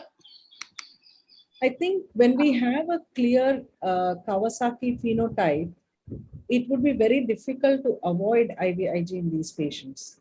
But when they are presenting with, I think the 2 milligram per kilo ethalpred would be more than adequate for these children, along with the IVIG. And I don't think that actually creates significant problems, because at present, when we are in the MIS-C wave, it's most of the analysis that is happening is based on MIS-C patients, and they're all getting lumped together. All the patients who got treated are getting lumped together. And what is emerging out more commonly is that combination therapy, 2 milligram per kilo methalpred with 2 gram per kilo IVIG is working better than either alone. The problem is the financial aspect, and that is actually an individual call. If you look at the evidence, this is the best available evidence. If you don't have access to the IVIG, you can't afford it, then you will have to start with steroids and see what happens to the patient. If your patient is very sick, especially if your patient has shock, I would not want to take that risk personally. Because we have lost, I mean, we have lost 2 patients, and it's very clear that the patients we lost were patients in whom we could not get access to IVIG in time. We had exactly those same scenarios repeat, where we got the access and started things in time, and we were able to save those 2 patients. So I think Padmanabhan sir has raised hand. Can we allow him to speak? Sure. Someone, I don't know how to unmute host. Sir, can you unmute and speak, sir? Try to unmute. Can you hear me? Yes, sir. Yes, sir. We can hear you. See, my main worry is that majority of patients with the differential diagnosis of sepsis cannot be ruled out. Absolutely. Therefore, the problem is many doctors are giving, when patients are having high fever with high inflammatory markers, steroids, which is advised here. Now, in private institutions, we can very well afford to give IV immunoglobulin without shock, if at all you want to treat it. Because in the early days, we are not sure the blood culture can be negative due to multiple reasons. And another thing I would like to ask you is, MISC should be wait for 3 days, because CDC says 24 hours. Many children come very sick with fever 1 day. The WHO, disease, this thing says 3 days. However, if I have seen patients with a reported history of one of our complete heart block kids had a reported history of fever only for, it was less than 72 hours, maybe 36 hours of fever only she had, but she was a clear-cut MIS-C. She had all the mucocutaneous changes, and she had complete heart block, and there was no doubt in our minds what we were treating. I think your point is very well taken about giving steroids to a febrile child. And I agree with you, that is not a good precedent. What we have said here is giving steroids when you have a clinical context of MIS-C. The clinical context of MIS-C is not only a febrile child, it is a febrile child with all the clinical parameters that we have described here. So only in that syndrome you should consider giving it. Especially if the child is shocked, you should not be delaying treatment. That is the only thing that we have to say. It is very, very important that other diagnosis and other possibilities have to be considered. There is no doubt about that. We've had patients subsequently treated as MIS-C. I've had people denote typhoid. They've had patients subsequently who actually had enteric fever, who had an intramuscular abscess, who had other things come to view later on. So it is important that we cannot label everything as Missy. But the point is, what I would suggest is if you have a doubt, it's always good to ring someone, talk to them, and get their advice. There are many, most of the medical colleges and tertiary institutions have had a reasonable degree of experience now with Missy. Ringing up and discussing your patient with them is probably a good idea to get a consensus on how to approach a particular case. Madam, another question is, if aspirin has to be taken in all cases with a platelet count above 80,000 or only in KD phenotype with shock? All cases. Once your platelet count improves to above 80,000, we give aspirin to all patients because we have seen that in all the different clinical subsets of Missy, the risk of aneurysms is equal. Any role for warfarin as a continuation of anticoagulation in MISC?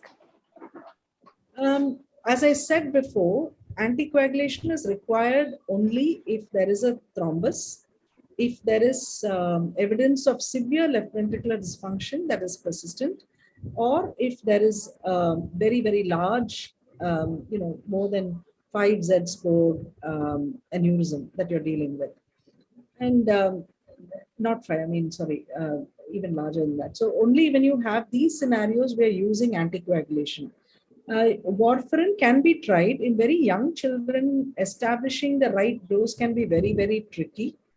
Enoxaparin is much more reliable from that point of view. And the number of patients who actually require anticoagulation is so few.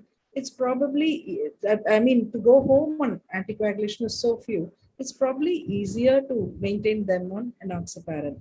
Warfarin becomes unreliable in a good number of children, especially very young children, because you have to keep monitoring levels to see whether they are within the therapeutic range or not. So it's a question of what you're comfortable with. But in this, it's not like, where prosthetic valve and those kind of scenarios where they're going to be on it for a very, very long time. This is much more of a limited time requiring anticoagulation. So a different perspective. Another question asked is, could you clarify the interference of COVID antibody positivity in a newborn whose mother neither had obvious COVID infection nor was vaccinated? How to interpret anti-SARS-CoV-2 IgG quantitatively? Well, I think if the newborn has COVID antibody positive, there is only one way they could have got it, and that is from the mother. If the newborn is above, say, 7 days of age, it is possible that the newborn could have contracted acute COVID and started generating their own antibodies. So IgG at that stage would be less common. You'd get IgM first before you got IgG.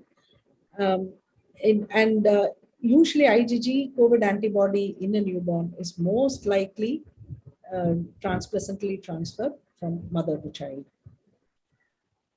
How common is rhythm disturbance in acute COVID and MISI? Actually, bradyarrhythmias, rhythm disturbances are fairly common. If you're just looking at, there have been now a few studies coming out where people are just looking at ECGs and they're finding a good listing of bradyarrhythmias in these patients, which are not symptomatic, which are not very significant from a clinical perspective.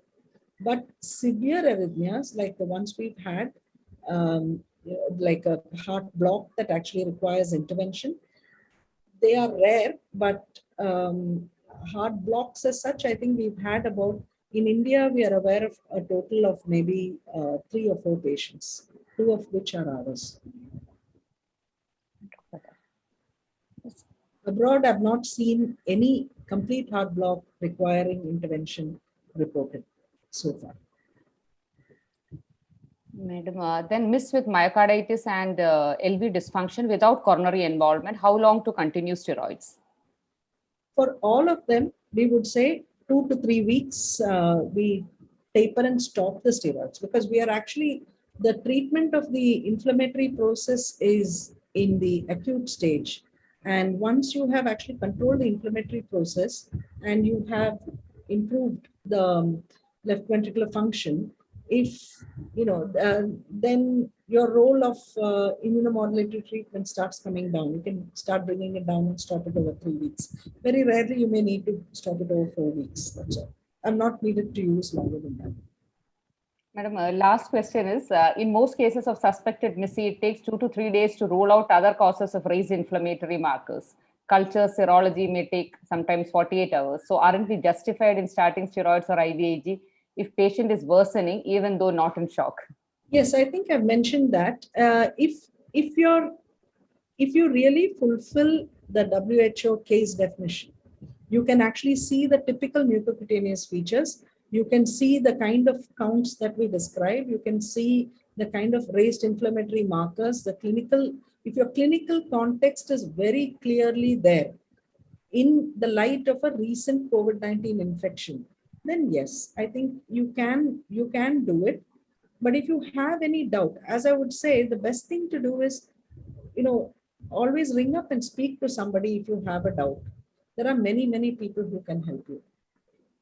If you're concerned about it, there are many people who can help you. Thank you, madam, for that intro. Thank you, madam, for that excellent session. I think we are running out of time, so we move on to the next session, that is psychosocial impact of COVID-19 pandemic on children and adolescents. And we have with us Dr. Krishna Kumar P, Director of Enhanced Kozhikode, to enlighten us on the topic. Over to Krishna Kumar, sir.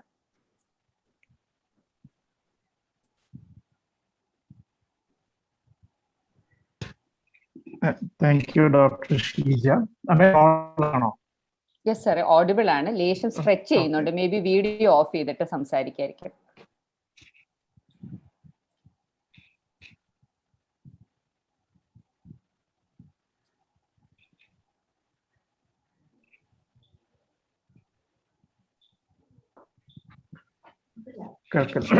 Okay. So I thank the Kerala IAP, Dr. Kamal, Dr. Matthew, Dr. Vijay Kumar, Dr. Joni, Dr. Shrija for this opportunity to talk on psychosocial impact of COVID pandemic on children and adolescents. Thanks to Dr. Shibu and Dr. Ranjit for helping to prepare the slides. So next 20 minutes, I will be covering these areas. What are the general impact of the COVID-19 pandemic on children, adolescents, and how the developing brain is affected by the pandemic? What are the psychological issues in different age groups? And we'll be mentioning about the learning loss and related issues and the long-term impact of COVID-19 on children. If you see, we all know that COVID-19 pandemic is far more than a health crisis. It has become a social or economic crisis with increasing number of poverty, and ultimately children and adolescents form the vulnerable group. All these affect child mental health, job loss and financial problems, increasing poverty, adverse impact of disruption of essential health services, nutrition programs, immunization programs, school closure, impact of the forced social distancing, and the entire family, especially the Omicron is spreading like anything, the entire family is under stress, and domestic violence, learning loss, other problems. UNICEF has calculated that there was 10% increase in poverty compared to the pre-COVID period. And in many countries, all these programs are disrupted. And accessibility is a main issue for many patients. And we have children whose primary caregivers are no more, orphan children. And school closure and online education resulting in loss of daily routine of children, lifestyle changes, overuse of internet, social media, habit formation of video games, so-called video game addiction. And all this can lead to functional impairment in children also, problems in concentration, attention. And they got an impact on social skills development, how the children interact with others. The Kerala Sahitya Parishad has conducted a survey on the effectiveness of online classes, and they found that 67% of children had full attendance on online classes, and 77% of them found difficulty in understanding the classes. Now, all this got psychological impact, social impact, economic impact. Teachers are frustrated, parents are frustrated, because the parents watch what the child is doing in the online class. So they may be comparing with the neighbors' children and leading to worries. We did a sample pilot study and found that 86% of parents felt that children, after the starting online classes, had increased use of digital media.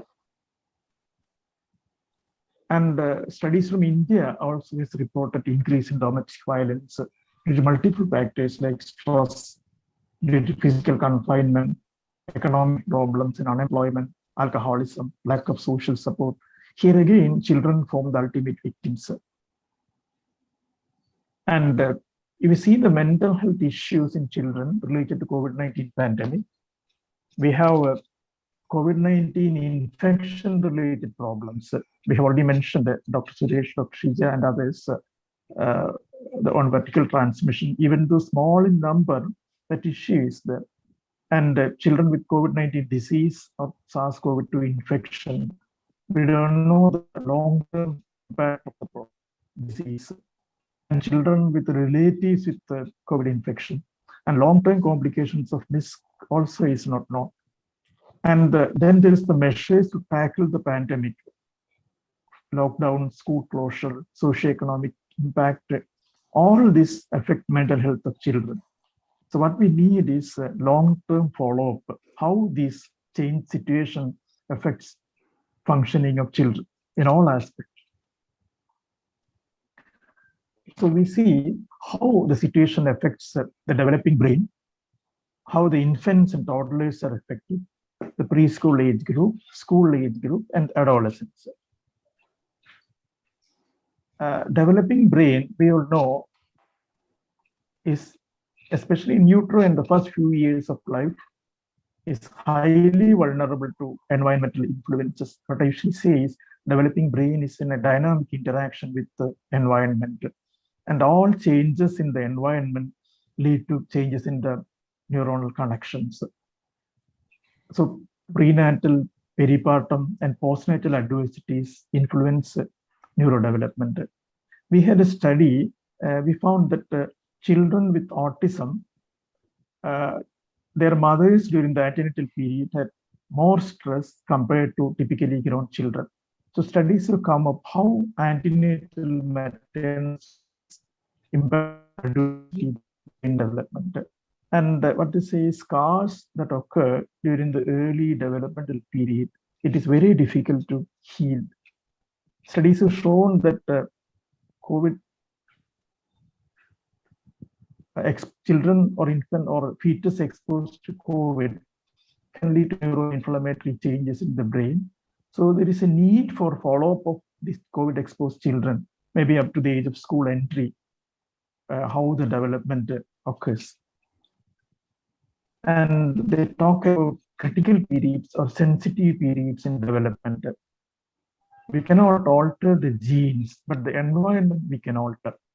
For example, for language development, the early years are critical period for language development. Adolescence is considered as critical period for moral development, development of social identity, etc.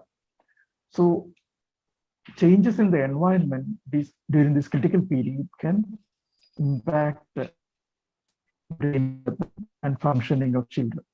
So infants and toddlers, literature say there can be developmental delay, regression of languages, impaired social interaction leading to impaired eye-to-eye contact, clinging to parents, increased social anxiety in children.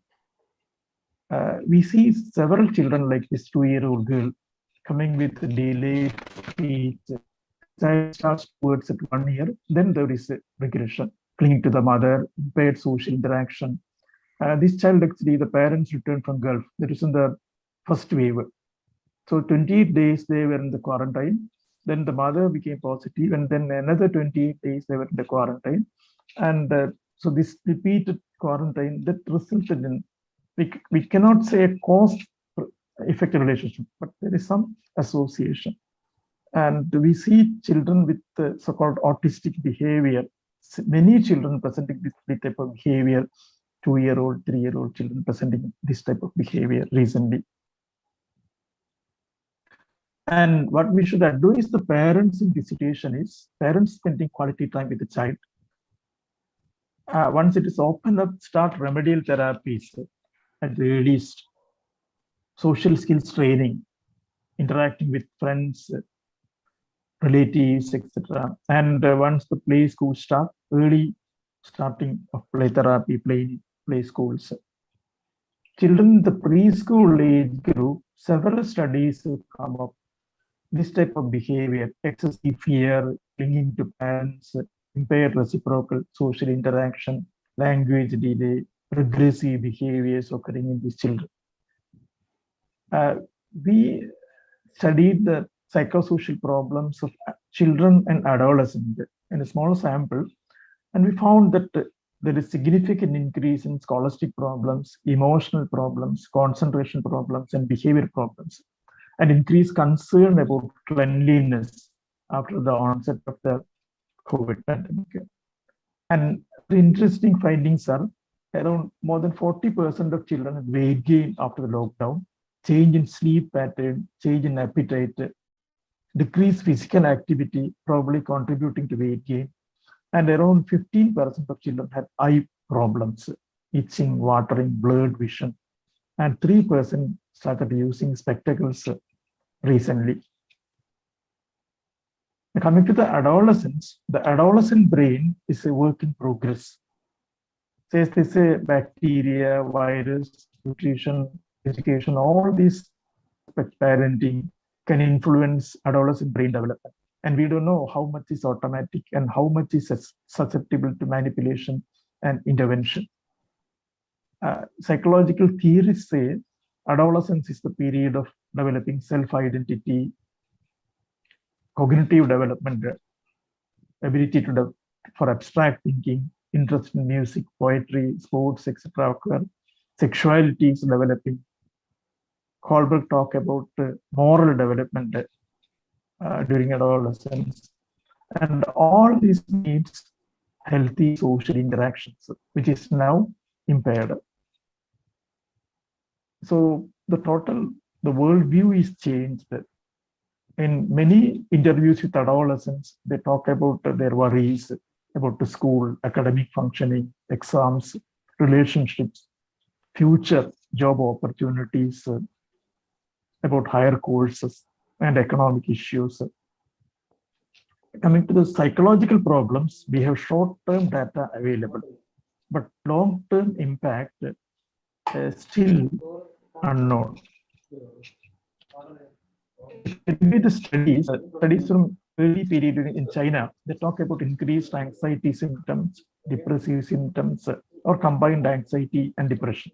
An interesting finding is they found that children with higher academic grades were more prevalence of depression and anxiety symptoms. That probably because they are more aware of the impact of the pandemic. And often children display their worries in ways that caretakers may consider as defiant behavior or emotional problems presenting with behavior problems. Another interesting study from Italy and Spain, they found that problems in concentrating, irritability, restlessness, nervousness, etc. During the initial lockdown period. They found that Spanish parents reported more symptoms than Italian parents. And the reason they suggest is because Italian government gave permission to parents to take children and use for short walk, whereas Spain, that was not allowed during the initial lockdown period. Here again, as I mentioned, regressive symptoms, unknown fears, again developing nocturnal neurosis, worsening of vocabulary, sleep problems. The Indian studies also have reported similar findings like increased worry, helplessness, fear in children during the lockdown period. There is an interesting study. They found that loneliness, they did a systematic review and studied the impact of loneliness on psychosocial functioning of children based on previous experiences like during the Ebola fever or influenza pandemic and other situations where children were subject to social isolation or loneliness. And they found that loneliness associated with future mental health problems and can occur several years after the exposure to loneliness, depression and anxiety symptoms. And they advise to reduce the impact of enforced physical distancing by maintaining the structure, quality, and quantity of social networks, helping children and adolescents to experience social rewards, to feel part of a group, to know that there are others to whom they can look for support, find ways to give children and adolescents a sense of belongings in the family, to feel that they're part of wider community, and providing accurate information about relative risks and benefits of social media and networking to parents. So all these things are important for the psychological development of children and adolescents. Coming to the short-term psychological impact of children and adolescents, to summarize, we can have categorical diagnosis like adjustment disorder, prolonged grief-related symptoms, depressive disorders, anxiety disorders, post-traumatic stress disorder.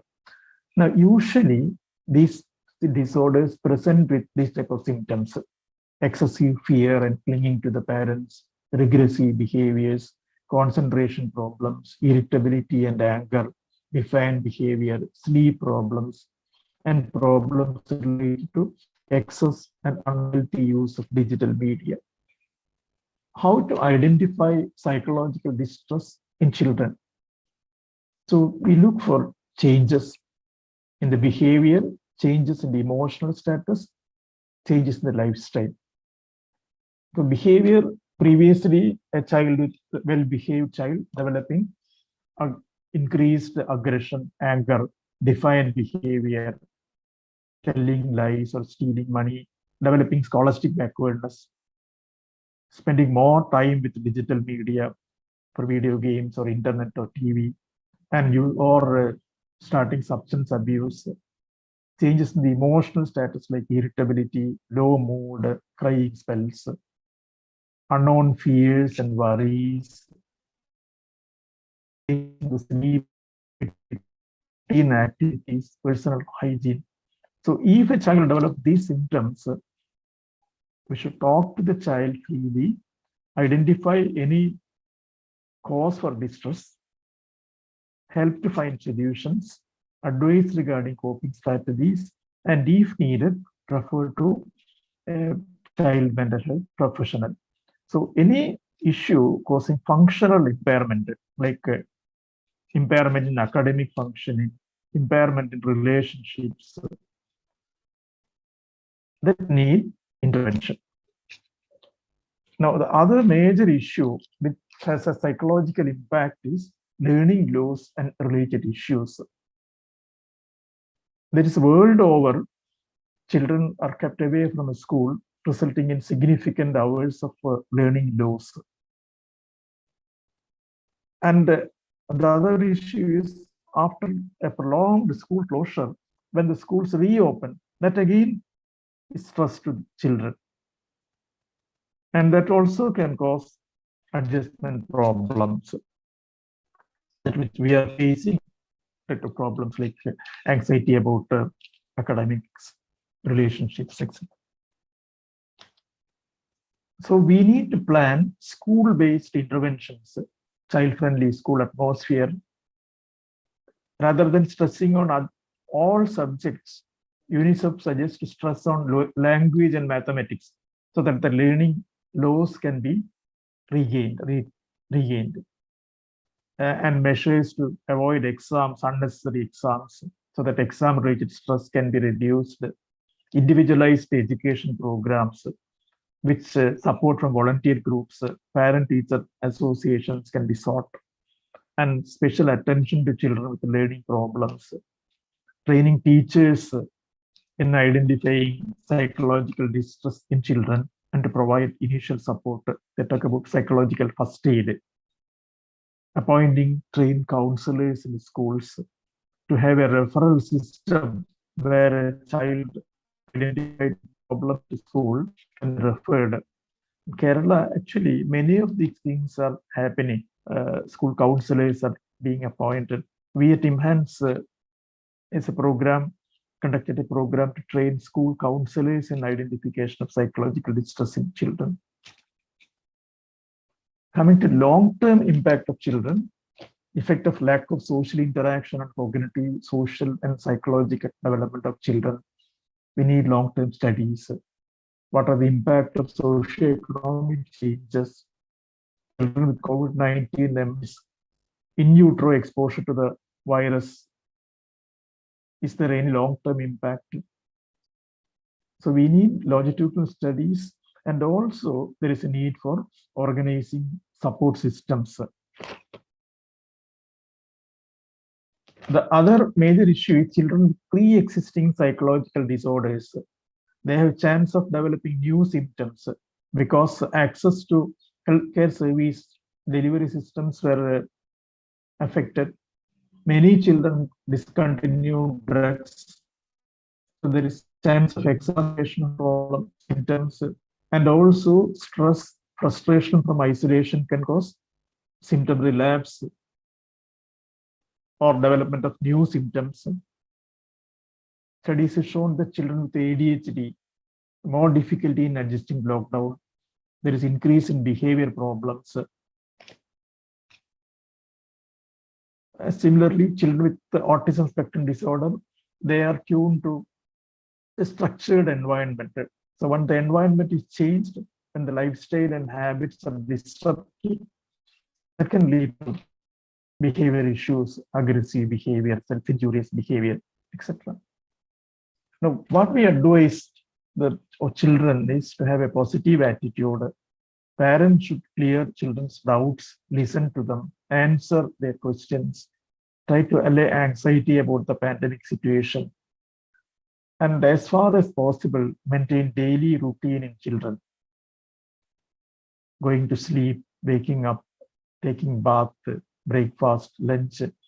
So even when the schools are closed, try to maintain the daily routine and healthy lifestyle and habits, appropriate diet, balanced diet, exercise, adequate sleep, and restriction of digital media, social media use, better communication in the family, and maintain social communication, social contact by phone or other networks. And UNICEF suggests to engage in indoor activities, even when you're not able to go out, household work or other creative activities. Getting information from reliable sources only. Parents should be able to recognize normal emotional reactions in children and appropriate unhealthy coping methods like smoking, alcohol to be avoided, especially in adolescents. Early identification of behavior change, as I already mentioned. And there is a need to promote help-seeking behavior also, especially in adolescents. Most often, they won't talk about their problems. So help-seeking behavior need to be promoted. So to conclude, children experience tremendous stress, increased physical as well as mental problems. And these issues need to be addressed policy level rather than the individual level. And long-term impact of COVID-19 on psychological well-being not clear, and there is need for longitudinal studies on this aspect, especially the long-term impact of the pandemic on brain development and social function. So once again, I thank you for the patient hearing and for this opportunity.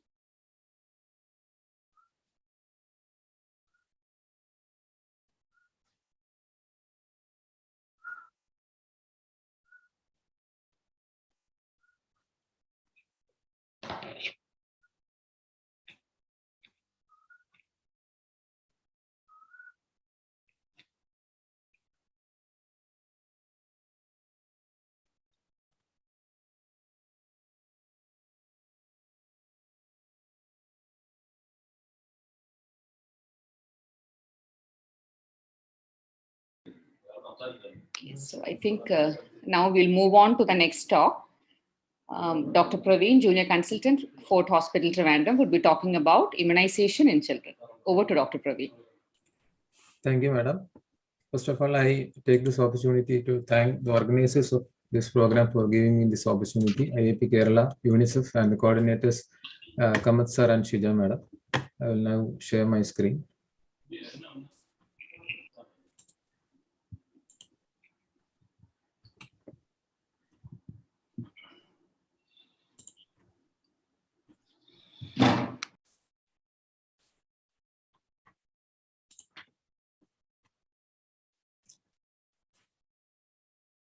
So, am I audible, ma'am?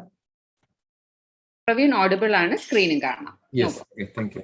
So during the next 20-25 minutes, I will try to give an overview of the need of COVID vaccines in kids, the different COVID vaccines available and in the pipeline, and the impact of the newer variants in the efficacy of the currently available COVID vaccines. And once again, I thank Shija Madam for reviewing this presentation. So from the beginning of the pandemic, we know that children are at much lower risk of getting severe disease and death compared to adults. So even the medical personnel always have the doubt, should children get COVID vaccines? So for any vaccination campaign, the decision making are based on certain parameters, whether it's a mass immunization campaign or an outbreak response vaccination. The decision making basically depends on one, the disease impact and the population risk, or simply the need of the vaccine. Secondly, the efficacy of the vaccine, and third, the most important, especially in kids, the safety of the vaccine. Then the supply and the cost, and finally the priority of vaccination in the context of other public health interventions. So my presentation itself will be divided into these headings. So coming to the need of vaccine in the pediatric population, we all know that from all the COVID statistics from different countries all over the world shows that children are as likely to be infected as adults. This is the data from our own first and second wave in India. We can see that children are proportionately infected as adults, even if the severity and mortality is very less. In the second wave, we can see that even if the proportion is same, the absolute numbers of kids infected were very high, and these kids needed a hospitalization, and some went to ICU also.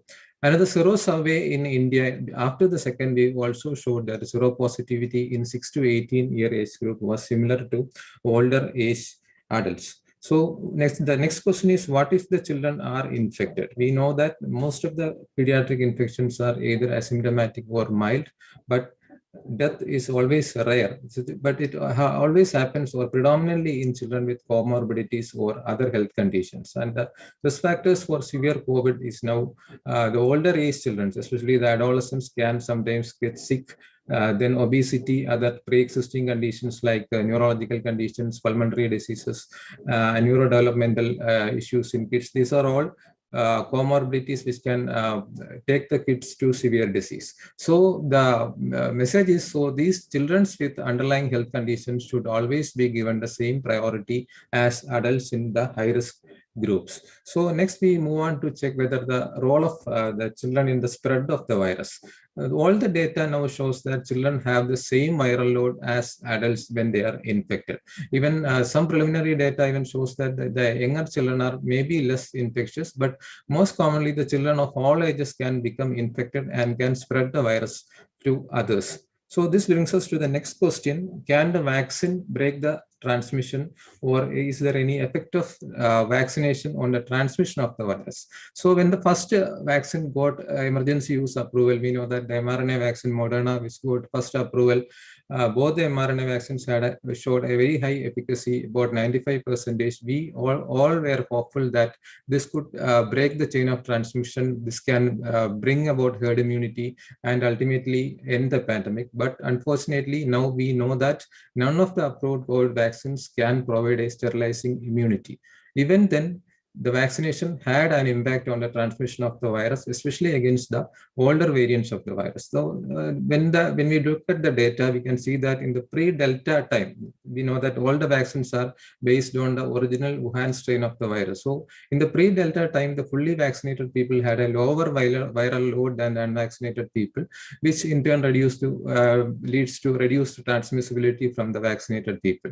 When coming to the Delta variant, the vaccinated and the unvaccinated have almost the same viral load, but there is a rapid decline in viral load in the fully vaccinated people. So even in the Delta period, the fully vaccinated people spread the virus for a shorter time than the unvaccinated people. So coming to the newer Omicron variant, we now know that there is no effect on transmission even on the symptomatic infection with 2 primary series of vaccination, but there are some early reports that there is some reduced transmission for people who have taken the booster dose of the vaccine.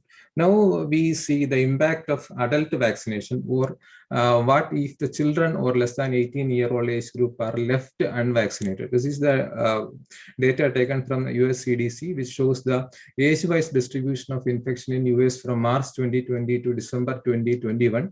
We can see that when the adult vaccination has taken up, in this the color coding is like the yellow solid and the dotted line shows the less than 18-year age group. We can see that when the adult vaccination has picked up, or most of the adults, at least 60% of the adults, when they have taken the vaccine, we can see from August 2021 onwards, during the second wave, more of the pediatric or less than 18-year-old kids are infected. There is a higher percentage of infection in that age group when the adults are vaccinated.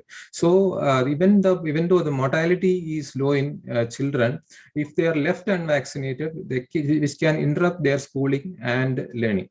So we are always concerned about the indirect effect of COVID in children. As Krishna sir told, the psychological impact is very high in children. So the vaccination can bring some normalcy in the life of the kids. So we now go on to the efficacy of the vaccines in pediatric age group. So we usually compare the efficacy numbers of different vaccines, but the problem is that the efficacy studies are always conducted in different populations, different places, and most importantly in different stages of the pandemic, in the presence of different variants. So simply these efficacy numbers are not comparable. So what we can do is we can look into the effectiveness. What is effectiveness? This is how the vaccine performs in the real world. Efficacy is simply how the vaccine performs in the controlled clinical trials, but effectiveness shows how it performs in the real world. So we have some data, especially in 12 to 17-year age group, where in the age group which the first started the vaccination in less than 18-year age group. So this is data from US CDC, which compares the risk of hospitalization in 12 to 17-year age group from the data taken from July 10 to last month, December 11. We can see that the risk of hospitalization in unvaccinated kids are 11 times higher than the vaccinated kids. And the risk of getting infection is almost 7 times higher. This is another data from Israel, another country where the pediatric vaccination have started very early. We can see that unvaccinated, when 1 or 2 months after vaccination, in the time when which the vaccine gets the maximum immunity, we can see the risk of infection is lower. But when the time goes by 5 to 6 months, the primary series vaccinated people, kids have the same risk of getting infection as that of the unvaccinated. But when they are given a booster dose, we can see that the risk of vaccination again goes down. So this is the risk of getting symptomatic infection. So this is another study published in New England Journal recently in January 12. It shows the effectiveness of vaccine. Basically, these all studies are based on the mRNA vaccine. This is against effectiveness against critical COVID in adolescents.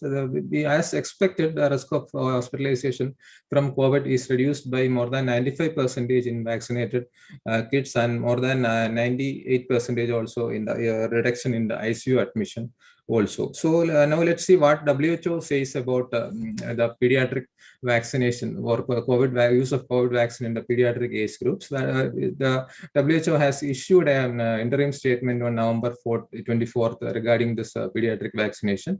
It says that vaccines are safe and effective in reducing the disease transmission in children and adolescents, and vaccinating school-age children can help minimize the school disruptions by reducing the number of infections in school.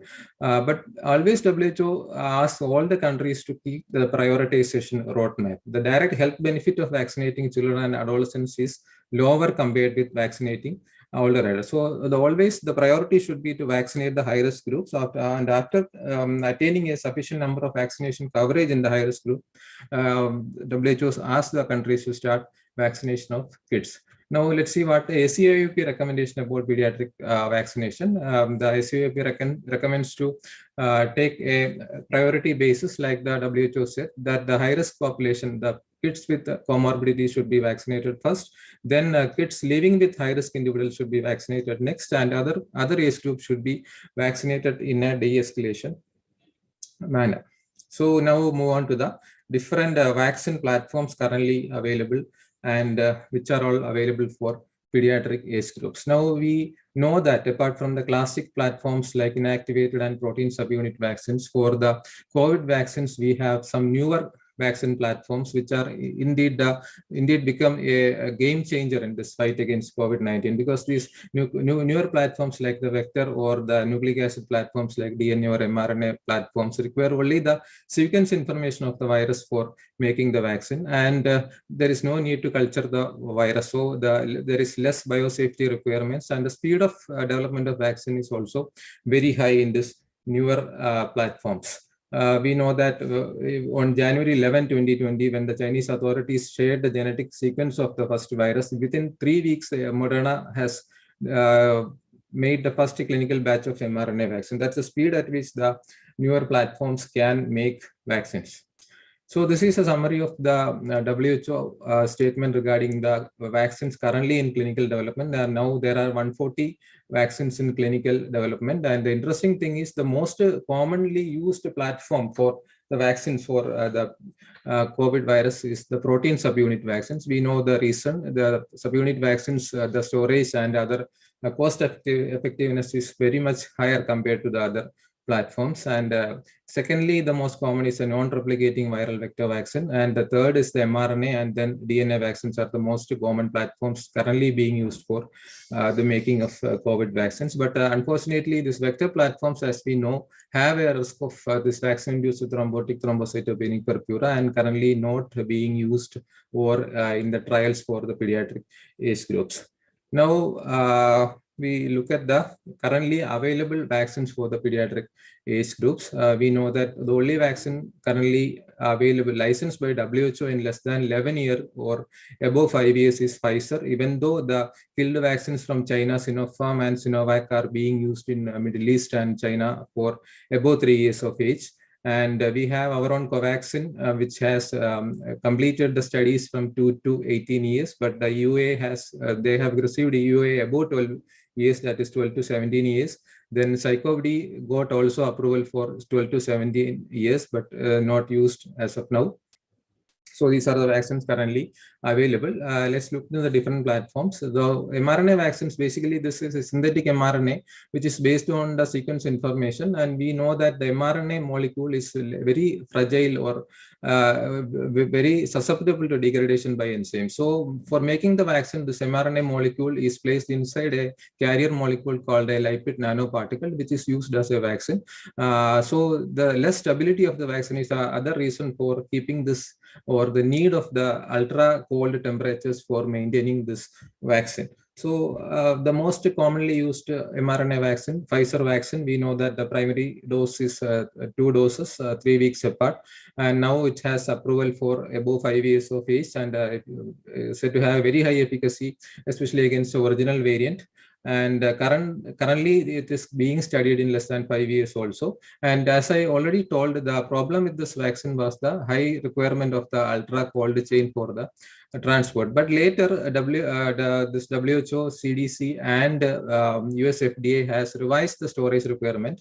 Now, actually, even though the shipping requires this ultra cold temperatures -90 and -60, the undiluted thawed vials of the vaccines, adult vaccine, we can keep up to 1 month in refrigerated temperature, that is 2 to 8 degrees Celsius. The newer pediatric vaccine, Pfizer vaccine, we can store up to 10 weeks in 2 to 8 degrees Celsius. This will definitely makes the vaccine more widely available for the people. So coming to the Moderna vaccine, Moderna relatively less commonly used in pediatric age group, even though it has completed the clinical trials and all and submitted the data, but they have actually got WHO and European Medicines Agency approval for use in above 12 years, but only what I found that only Switzerland, Colombia, few countries are using above 12 years age group, and in US they have not received the FDA approval for less than 18 years age group, and they were actually doing the 6 months to 11 year study also, and it's called a KIT-COV study, and the side effects are almost similar to that of the Pfizer vaccine.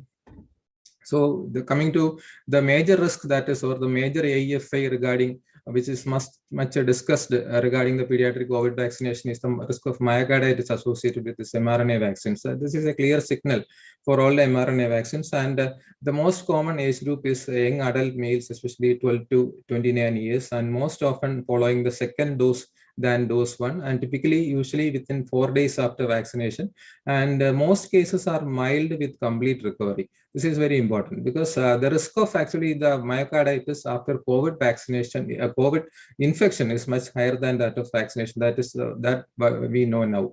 And the symptoms usually are chest pain, breathlessness, and raised investigation-wise there will be raised troponin. So the risk of myocarditis following COVID infection, now the data is very clear that the risk of infection following risk of myocarditis following COVID infection is much higher than that of mRNA vaccines, and all the medical bodies including WHO, CDC now says that the benefits of vaccination with mRNA vaccines clearly outweigh the risk of myocarditis. So one change that has happened is Pfizer has actually reduced the dose of vaccine from 30 microgram to 10 microgram in the 5 to 11 year age group due to the increased reactogenicity in lesser age groups with a higher dose. That is the 30 microgram caused increased reactogenicity. Now they are using 10 microgram dose of vaccine in 5 to 11 year age group, and the early data of early data of the risk of myocarditis has now come, and it's very less in 5 to 11 year age group when the dose has decreased. And they are also conducting studies with 3 microgram dose in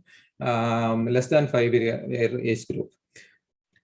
So this is the data showing the risk of rate of myocarditis in different age group. We can see that the 5 to 11 years after dose 2, the risk is only 4.3 per 1 million doses administered, while comparing to 12 to 15, it is 45 after the second dose, and in 16 to 17 years, it is 70 after the second dose. But most of the cases of myocarditis are very mild. Now we are going to have our own mRNA vaccine. Indian company, Pune-based company Genova has developed India's first homegrown mRNA vaccine. Now they have submitted the phase 2 trial data for DCG approval on January 17th, and the phase 3 trials are already going on. This is a 2-dose vaccine on day 1 and day 29. And they have also developed an mRNA vaccine specific for the Omicron variant and has applied for approval for the clinical trial. The one important advantage of this vaccine is that they have made it as a lyophilized powder form, which is stable at 2 to 8 degrees Celsius, unlike the other mRNA vaccines which need the higher cold temperature. So coming to the other platform, the killed vaccine, Covaxin, which is very familiar to us, the India's first homegrown COVID-19 vaccine made by Bharat Biotech in collaboration with ICMR, 2-dose schedule, 28 days apart. And now we have all the preprint data of the pediatric studies also. They have divided into 3 age groups, 2 to 6, 6 to 12, and 12 to 18.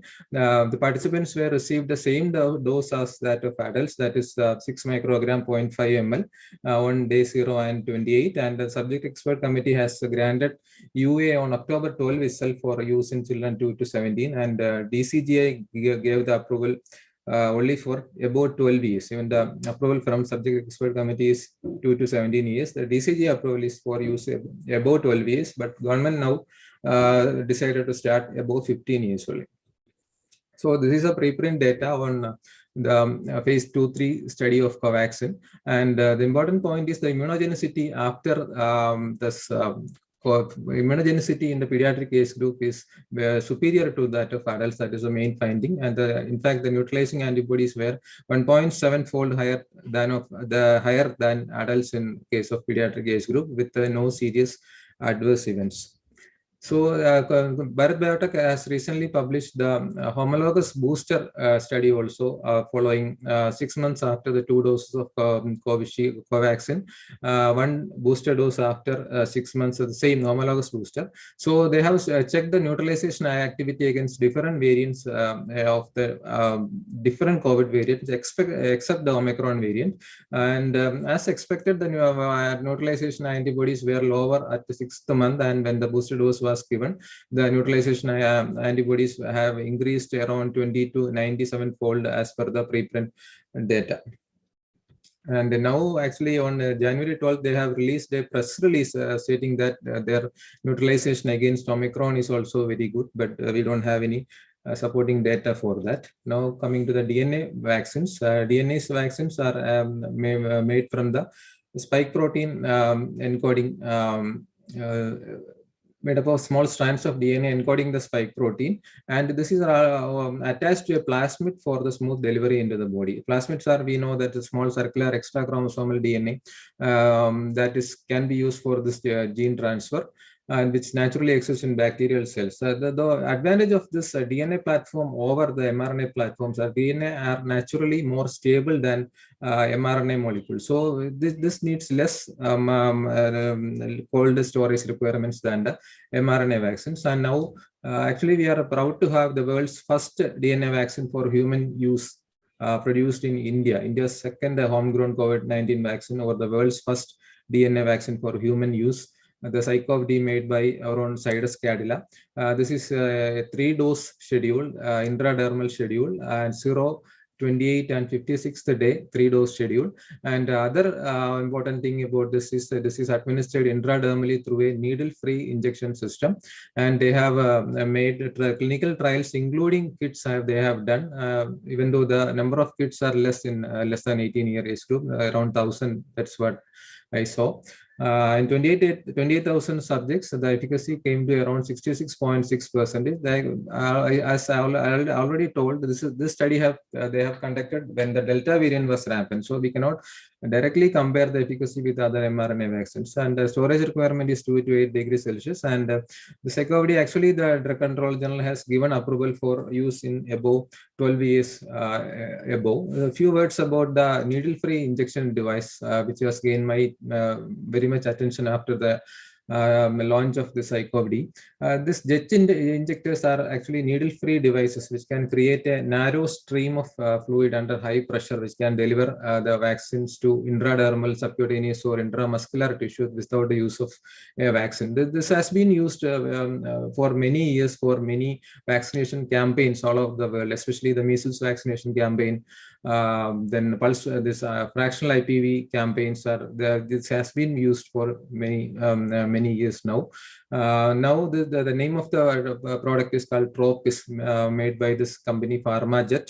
The main advantage is that there is no risk of any needle stick injuries, no risk of any needle reuse, no risk of any cross contamination. But some data shows that the risk of local reaction is almost comparable to, even though there is less pain, the risk of local reactions is comparable to that of the needle and syringe. This is the vaccine, the device being used in a measles campaign.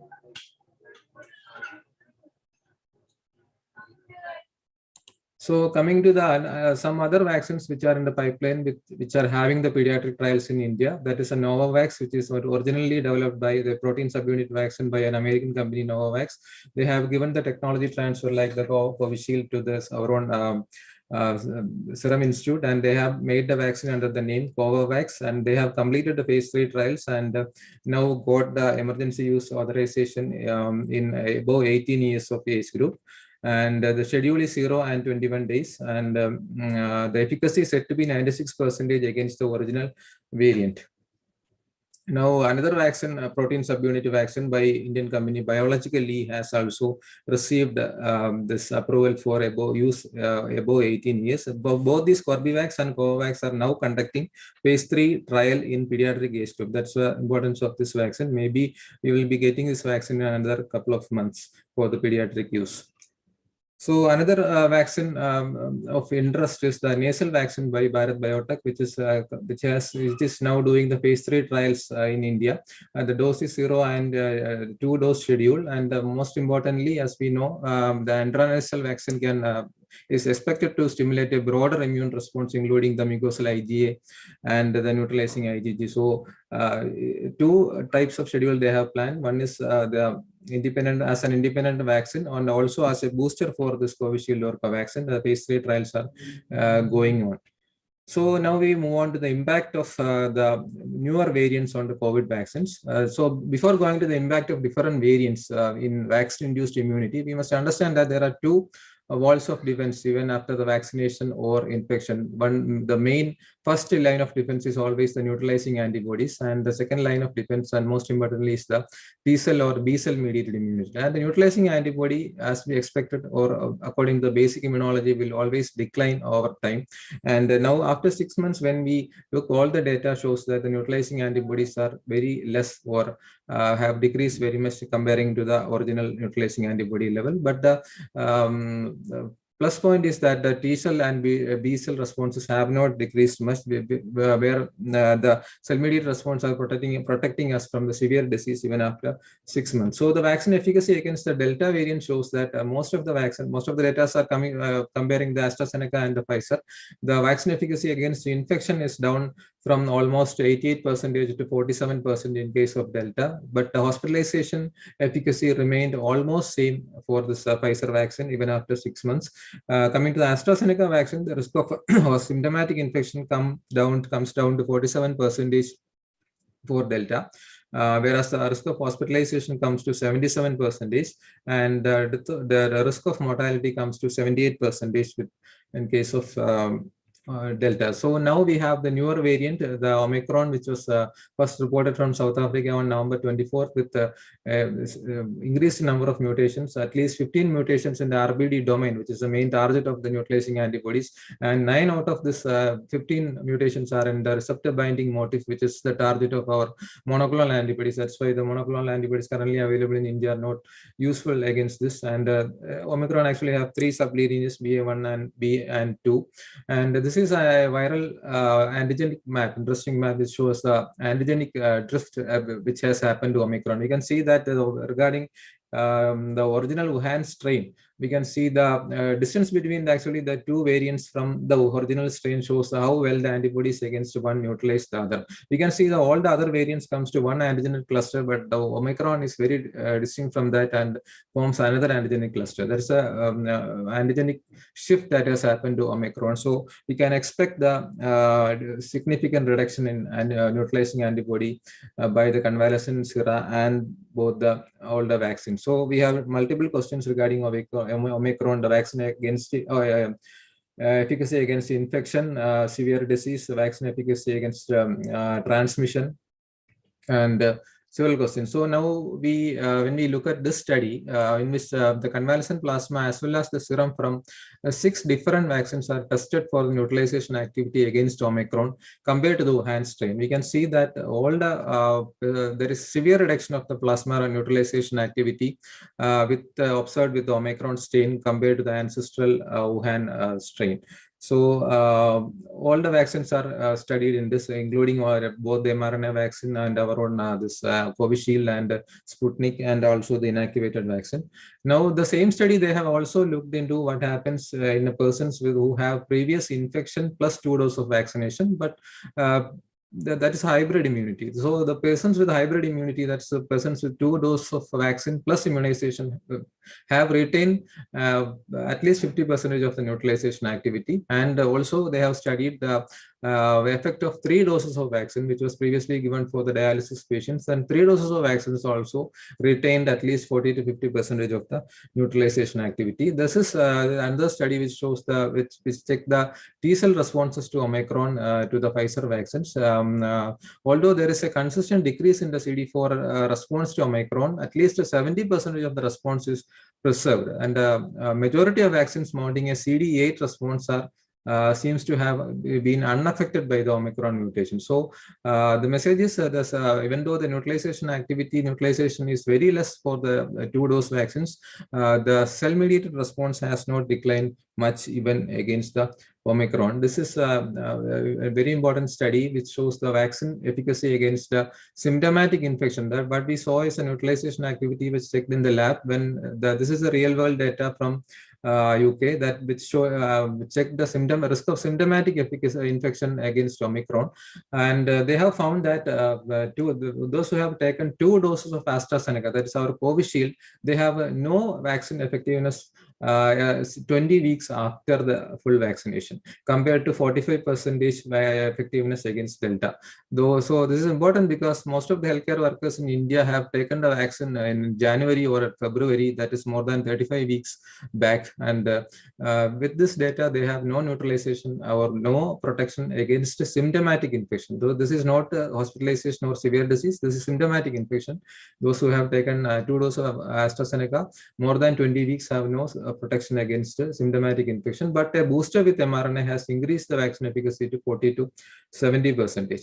So coming to the Pfizer vaccine, it is little better than the AstraZeneca. The 2-dose, those who have taken the primary series more than 20 weeks have at least 20% protection against symptomatic infection. So coming to the risk of hospitalization with Omicron, which is more important, those who have, this is data published by UK Health Agency on 31st December, those who have taken single dose of vaccine after 4 weeks have 52% of hospital. In this study, they have not differentiated the different vaccines. This is a mixed study including the Pfizer, AstraZeneca, and the other vaccines. Majority vaccines that is used in UK is either Pfizer or AstraZeneca. So 4 weeks after the 1 dose, the vaccine efficacy fell to, they have 52% efficacy. And those who have taken 2 doses of vaccine and immediately after, that is 2 weeks to 24 weeks after the vaccination, have 72% efficacy against hospitalization. But those who have gone beyond 25 weeks, the vaccine efficacy against hospitalization is only 52%. And the study also checked the impact on the booster dose. So for those who have taken the booster dose, the vaccine efficacy against Omicron has increased to 88% from 52% when they have taken a booster. This is the data from the earlier data was from UK. This is US CDC data actually published yesterday. This shows the vaccine effectiveness of 2 versus 3 doses of mRNA vaccines for Delta and Omicron. We can see that the vaccine effectiveness more than 6 months after 2 doses, the ER and urgent care visits, that is a symptomatic infection, has fell down to 38%, which has increased to 82% after the booster dose, comparing to Delta, which was 76 and 94%. This is for the Omicron data. So the same data also gives the vaccine effectiveness against hospitalization published by CDC, and almost similar to the UK data, the vaccine effectiveness against hospitalization has fell to 57% more than 6 months after the 2nd dose, which has increased to 90% after the booster dose. This is about the booster dose. So now we have always everyone have a question about the mixing of vaccines, whether the homologous schedule should be taken or the heterologous schedule should be taken. On most of the studies clearly says that the heterologous schedules have a better immunogenicity or antibody protective efficacy than the homologous schedules, and the WHO even considers 2 heterologous doses of any WHO approved vaccines to complete even a primary series or a booster dose. So unfortunately, India has decided to go for a homologous boosting. That's those who have taken Covishield can only take Covishield as a booster. And India has decided this probably due to the vaccine supply issue, because 90% of Indians have taken the Covishield as the primary series. So 90% Indians cannot take the Covaxin booster. The Covaxin supply, we know that is limited. So probably when the newer vaccines like Corbevax or Covovax, when they hit the market, probably we may change the schedule protocol to a heterologous schedule. And WHO has given a clear guideline for that. They says that the inactivated vaccines can get better immunogenicity when they are combined with a vector vaccine. And those who have vector vaccines, when they have an enhanced immunogenicity when it is combined with an mRNA vaccine.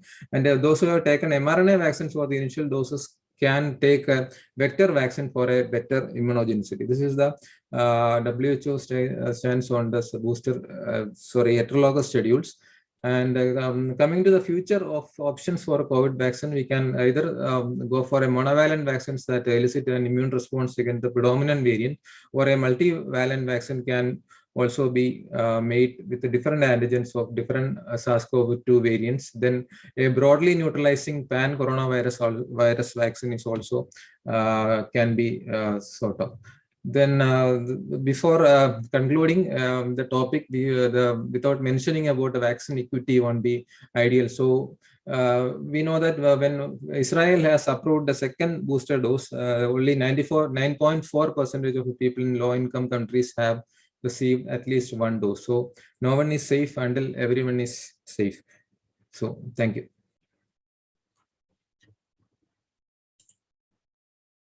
Thank you, Praveen. I think after those two excellent talks, Krishnamurthy sir really enlightening upon the social issues that children are facing, and very lucid, comprehensive talk by Praveen.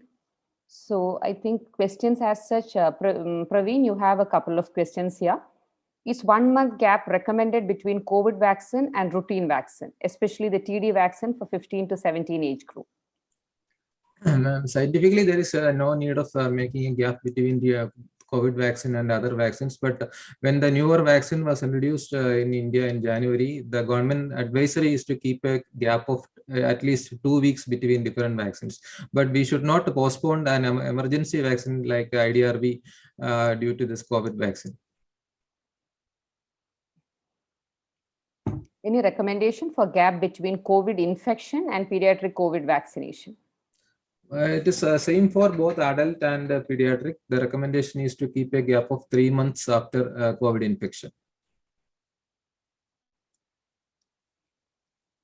I think that finishes the questions. Anything else? Yeah. So I think anybody wants to ask any questions? Anybody wants to raise hand? Can raise.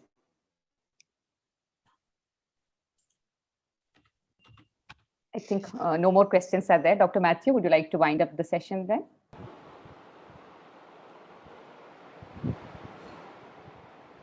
Sir, muted Matthew sir, muted.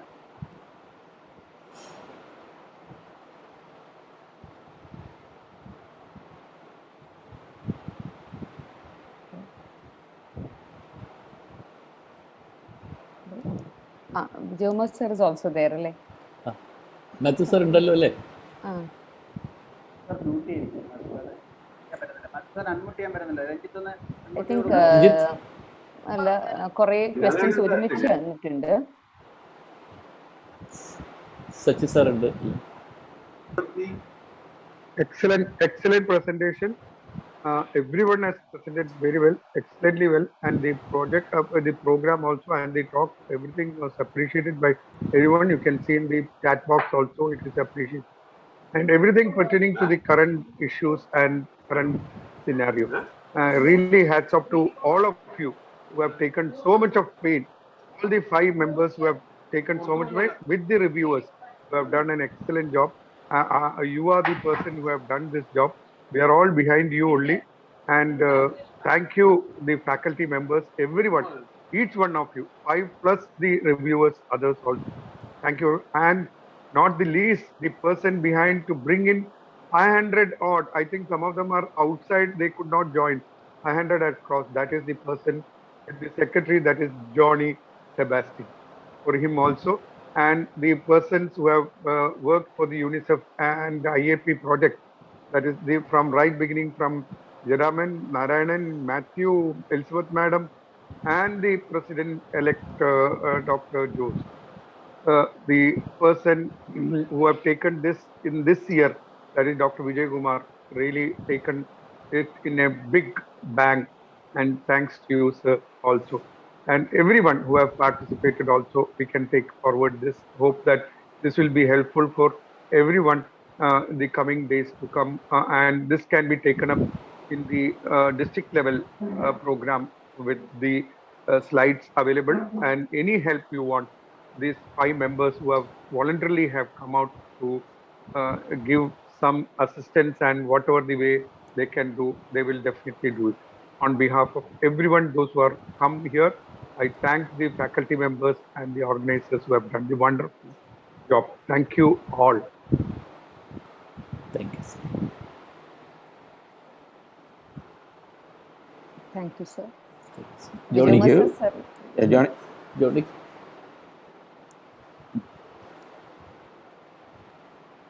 Johnny? ജോണിയുടെ sound കേൾക്കുന്നില്ല. Johnny sound കേൾക്കുന്നില്ല. Hello. At the outset, I thank the team, the 5 team who has done the great work, and all the reviewers. And the module is very excellent, and now that is very pertinent in this time also. I think we are expecting a surge in MISC and all other complications now within few weeks. And it is very heartening to see that we have just crossed 500 numbers. I think 500 മുകളിലേക്ക് ആവാൻ പറ്റില്ല, എനിക്ക് അറിയില്ല. 500 was the correct number. 501 വന്നില്ല, ഞാനിങ്ങനെ നോക്കിയിരിക്കുന്നു. അതാണ്. I think many might have not got the opportunity to enter in the YouTube. Swadesh joined YouTube. Yes. യൂട്യൂബിൽ ഒരു 50 പേരോളം ഉണ്ടായിരുന്നു സാറേ. Okay. So it was cross 550. So congratulations. I think another important is so many are joined from outside Kerala. Yes. Lots of members are joined Tamil Nadu, Karnataka, even Mumbai. Some of the EV members also joined for this program. I think, sir, I have put in all the groups all over. Yeah, okay, that's good. So that's a credit goes to Johnny. Yes. All credit goes to Johnny. For only to Johnny. So tense that only to the Johnny. Very cool and quiet. And excellent presentation of the speakers. And excellent presentation by the speakers also. All the presentation up to date. Yesterday, and the data are presented. Dr. Praveen, you done a wonderful job. Okay. And thank you, Sheija madam, for coordinating it so well. Thank you, madam. Okay. Johnny, can we wind up? Yes, sir. We'll wind up. Yes, sir. Right. Matthew, sir? Yeah, we can wind up. Okay. Good attempt. We'll continue with the district level and the medical college level classes in the future, the coming days. Okay, because it's the right time to do that. We can do it in online, isn't it? There is not waiting for the COVID to become. So we can do the online in all the branches, I think. Okay, we'll send the pen drive at all the branches and even the medical colleges also at their guest. No problem. Okay, bye. Thank you, sir. Bye. Thank you all. Thank you, sir. Bye. Thank you.